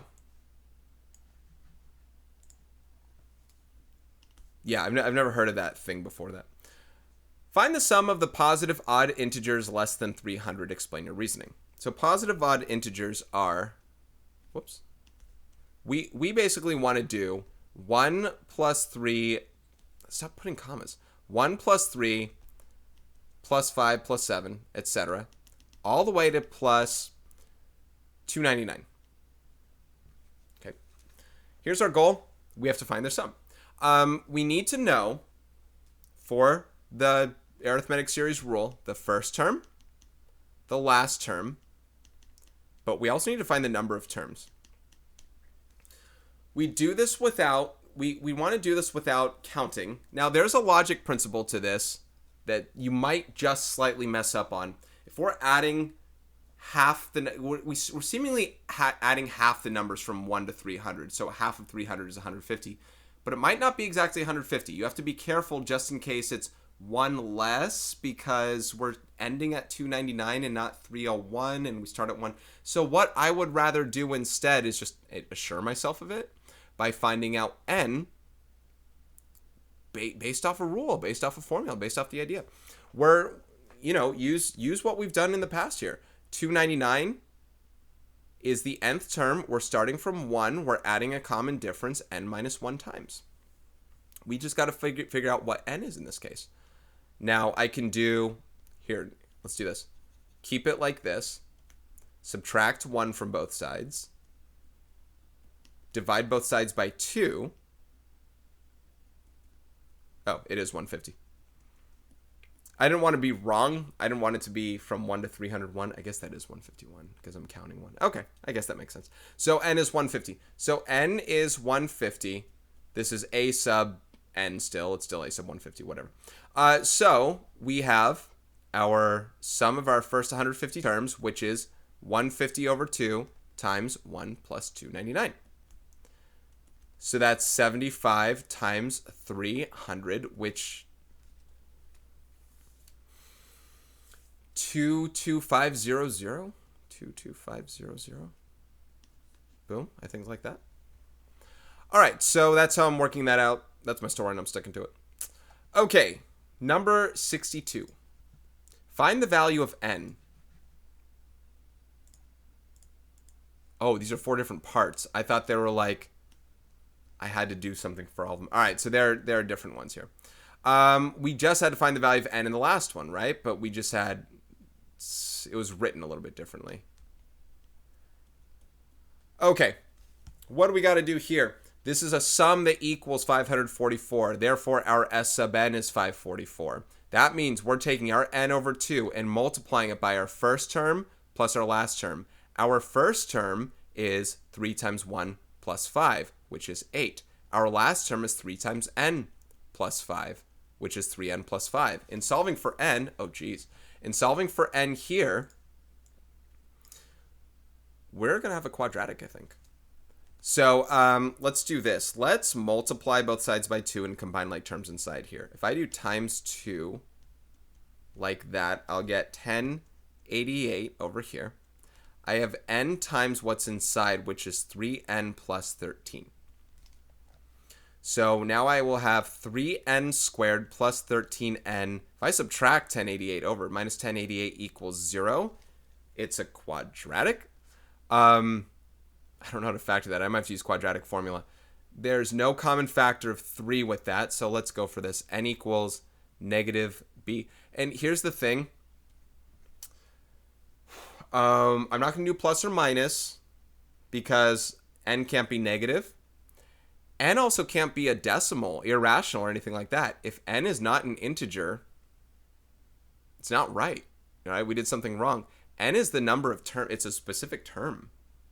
We're going from the first term to the whatever term. There's no 10.2 term. It's just the 10th term or the 11th. So anyway, just keep that in mind. B squared minus 4. So if I get a decimal answer somewhere, then I messed up somewhere, basically.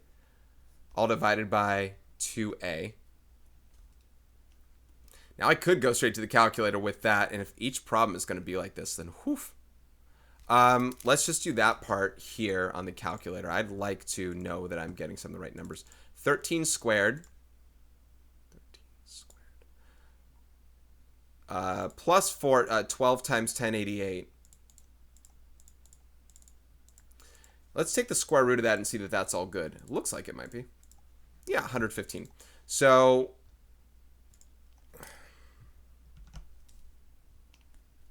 this part was square root of that, all divided by 2 times 3, which is 6. And that is negative 13 plus 115 all over 6. So I'm going to do this on the calculator. I'm getting 17. N is 17. Remember, no plus or minus once again with this because there's a negative 13 minus 115 all over 6, which I don't even know if it's an integer, but it's not. It's negative. There's no number of terms that are negative for what we're doing here. All right, these problems might take a while. Part B. Is this critical thinking? Nope.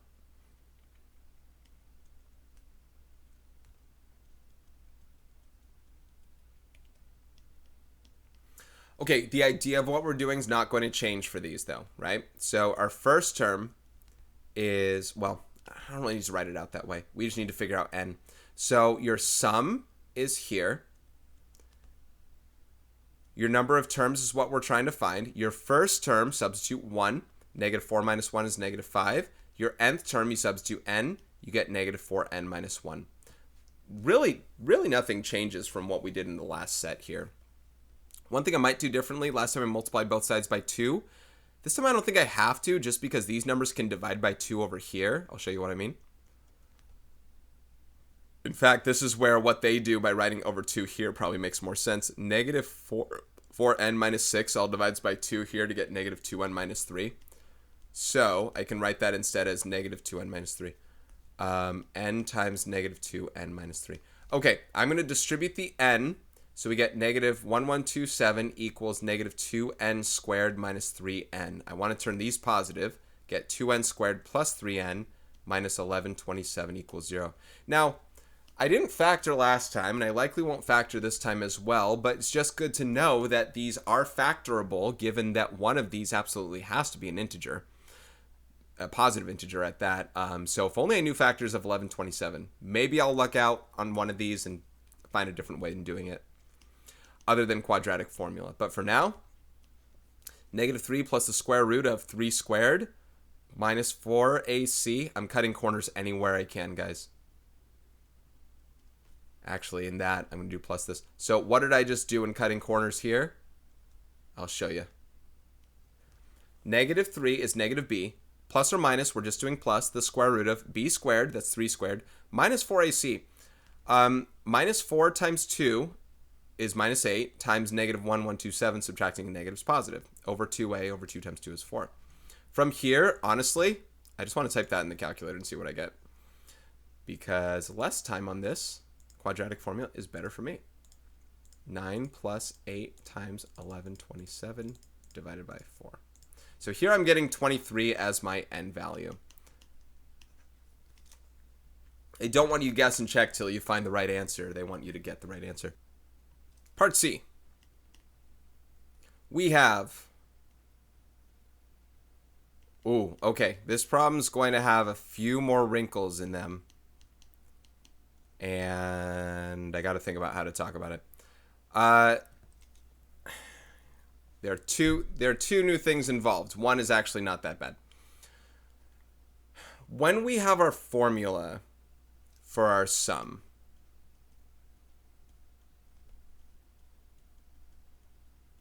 a sub 1 is not necessarily always a sub 1. It just means the first term in your partial sum. That being said, when I find a sub 1 here, I'm not going to substitute 1 into this. I'm going to substitute 5. 5 is the smallest term that exists in the set. So my a sub 1 in this is really a sub 5. That's actually the easier one to talk about. Your first term, here's your fifth term. Okay. The trouble spot here is this n. Now, n is what we're solving for. That's all good. The problem is this n here. This n is number of terms. I got to ask you. You know, when we go from 1 to 10, if n was 10, we go from 1 to 10, that's 10 terms, right? If we go from 5 to 10, is that 10 terms? No. And actually, how many terms is that? It's not 5. Remember, from 1 to 10 is 10 terms, right? It's not 9. You don't just do 10 minus 1. 1 counts. 5 counts. 5, 6, 7, 8, 9, 10. 6 terms. 10 minus 5 plus 1. So the number of terms is a little bit of a tricky bit here as well when it comes to this. That's the trickier part of it, is that n is not just the nth term, but it's the number of terms, and there's also one more than the difference of these two numbers you're talking about. So your first term is actually your fifth term, which is weird to say, which is 7 plus 12 times 5, which is 67. Now your nth term is still 7 plus 12n. We still don't know what that is, and we combine those two, but your n is actually n minus 5 plus 1, which is n minus 4, bringing that up that there are this many number of terms. If n was 10, 10 minus 5 plus 1 is 6. 10 minus 4, there's 6 terms, etc. So these are the numbers we're going to have to deal with in that formula set equal to 455. So 455 being the sum equals take your number of terms, divide by 2, times the first term in our set plus the nth term in our set. Okay, quite a bit. Now, like the last problem, I believe I'm going to divide that inner part by 2 because 12n plus 74, those are both even numbers. And in dividing those by 2, we get, now n minus 4 is multiplying with this other part, 6n plus 37. This is not a factored set equal to 0, so we have to distribute that. That'll get us 6n squared. Minus 24n plus 37n is plus 13n. And then minus 4 times 37 is minus 108. I don't know. 4 times 37. Wait, 128? Wait, what? I don't know my numbers. 148. 148. Where was I going with that? This equals 455. If I subtract 455 over, I get 6n squared plus 13n minus, I don't want to be wrong, 603 equals 0. If all my other mental math was good, then we can work quadratic formula off this one as well in that simplified way. N equals negative b plus the square root of b squared. This can do plus 4 times 6 is 26 times 603, all divided by 2. A is 12. So I'm going to try that in my calculator. Let's go with it. Negative 13. Good luck, fingers crossed. Plus square root of 169 plus 24 times 603, all divided by 12. Whew, and I get 9. Now, n is 9. What I wanted to clarify is they did say find the value of n. There aren't 9 terms. There are 5 terms. We go from term 5 to term 9. So if you truly want to know how this thing worked, common difference of 12, right? What was the first one? 67. So 67 is the 5th term. Then apparently it's plus 79 plus 91 plus 103. Term 5, 6, 7, 8, and 9, 115. Let me see if those actually add to 455 as well. So 67 plus 79 plus 91 plus 103 plus 15. So that gets us the 455 there. So there aren't 9 terms. There are just 5 of them. 9 minus 4. That's what we got there. So a tricky problem in multiple ways, especially when they didn't have us evaluate sums with that thing in mind, with the whole n minus the other number plus 1.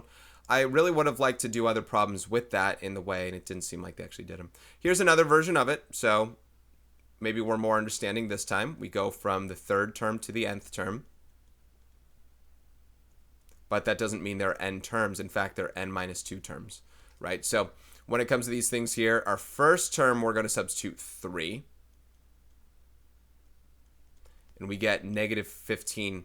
So the rest is based off of, kind of that rule. So this sum of negative 507, n minus 3 plus 1 is n minus 2. There are n minus 2 terms in the set because 3 counts as one of our terms. Divided by 2, and then we have negative 15 is our first term in the set, and negative 3 minus 4n is the last term in the set. Let me just write it as minus 3 minus 4n.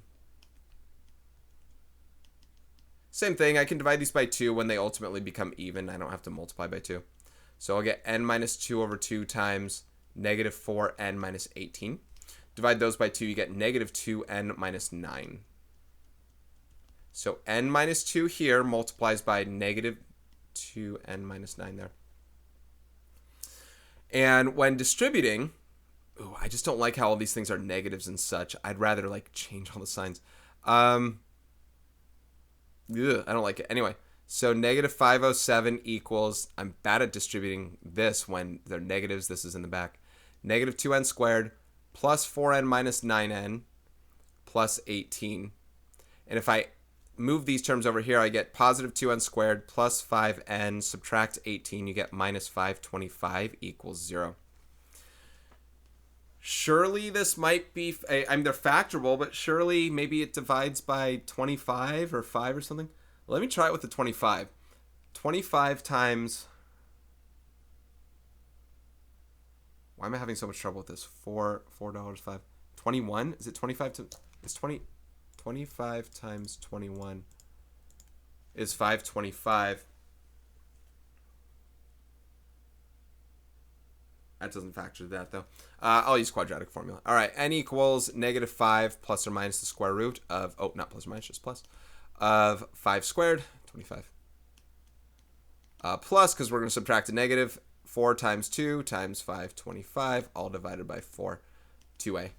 Sorry, I go faster on those because of all the other stuff in the way when I really wanted to factor. Just wasn't in the cards. Whoops, I wanted a plus. Plus the square root of 25.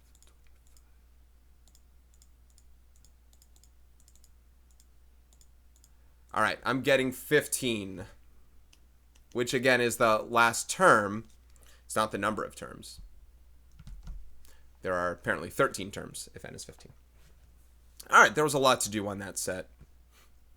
Okay, number 63. A theater has n rows of seats, and each row has d more seats than the row in front of it. There are x seats in the last or nth row, and a total of y seats in the entire theater. How many seats are in the front row of the theater? Write your answer in terms of n, x, and y.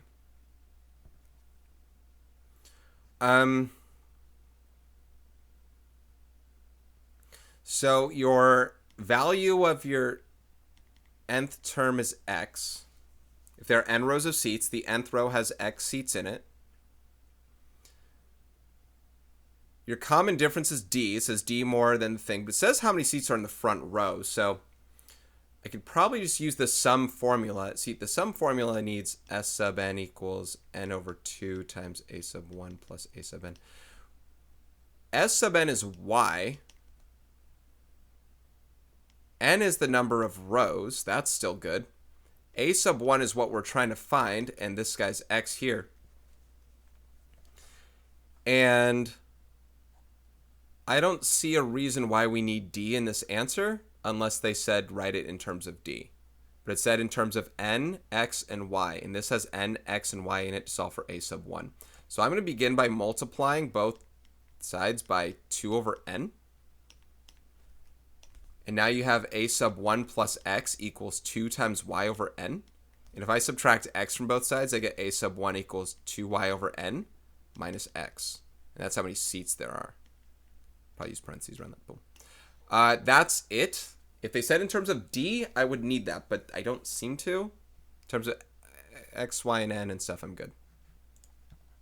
Okay, number 64.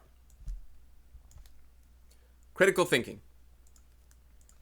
The expressions 3 minus x, x, and 1 minus 3x are the first three terms in an arithmetic sequence. So 3 minus x, x, and 1 minus 3x. Find the value of x and the next term in the sequence. Well, you can do common difference. These should have a common difference. So this minus this should be the same as this minus this. So x minus 3 minus x should be the same thing as 1 minus 3x minus x. If I distribute the negative there, I get x minus 3 plus x. And here's 1 minus 4x. And this is 2x minus 3 is 1 minus 4x. Okay, so let's solve for x with this in mind. I'll add 4x here, add 3 here, and divide by 6. You get x equals 2/3. Now we could come up with the entire list if you wanted to. We got 3 minus 2/3, which is 1/3. And then here's 2/3. And then clearly the common difference is 1/3 here. 1 minus 2/3 of 3 is 1 minus... I'm having trouble. So 1 minus... hold on. 2/3 of 3 is 2... Wait a second. 2/3 of 3... Oh, is 2. But that's negative? Negative... What? Well, hold on a second. Did I do that right? The next term in the sequence. We had 1/3, 2/3, negative... Well, shouldn't there be a positive one? 1 minus 2/3. Oh, this isn't necessarily in that order.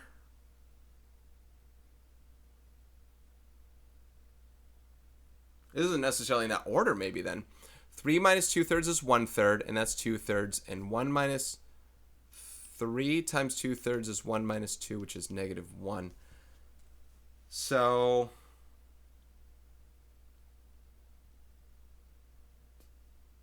Well, that tracked for this and what we did, right? We got an x value of 2/3, and that worked.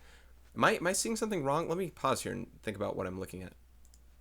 Okay, time out. I'm super slow. 3 minus 2/3 isn't 1/3. 3 minus 2/3 is 9/3 minus 2/3, which is 7/3. Okay, so 7/3 and then 2/3 and negative 1. Okay. Sorry. It's been a long video. So ... What's going on next? Well, you can determine the common difference. You can do a bunch of different things here you wanted to. I think from here we should just take a look at that.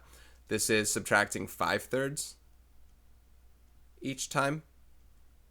So we're doing negative 3/3 minus 5/3, which is negative 8/3. That's the fourth term. So a sub 4 is negative 8/3. All right. Took me a second. Got it. I'm there. Okay. All right. Last question, number 65. One of the major sources of our knowledge of Egyptian mathematics is the Amis Papyrus, which is a scroll copied in 1650 BC by an Egyptian scribe. The following problem is from the Amis Papyrus. Divide 10 hekats of barley among 10 men, so the common difference is 1/8 of a hekat of barley. Use what you know about arithmetic sequences and series to determine what portion of a hekat each man should receive. Honestly, this is something where I'm going to have to probably pause and think about it. I need to look into what it is that they actually just brought up.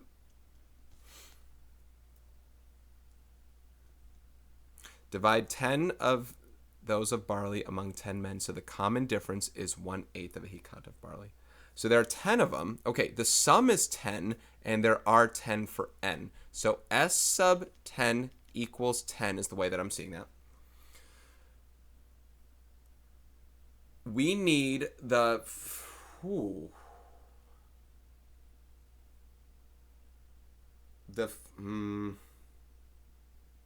common difference has to be 1/2. So S sub 10 needs to be 10. If A sub 1 is whatever, A sub n takes the first term plus the common difference times n minus 1.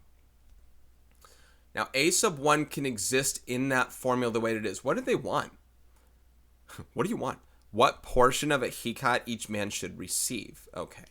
So, for our rule, the sum should equal the number of people, each man, divided by 2, times the first term plus the last term.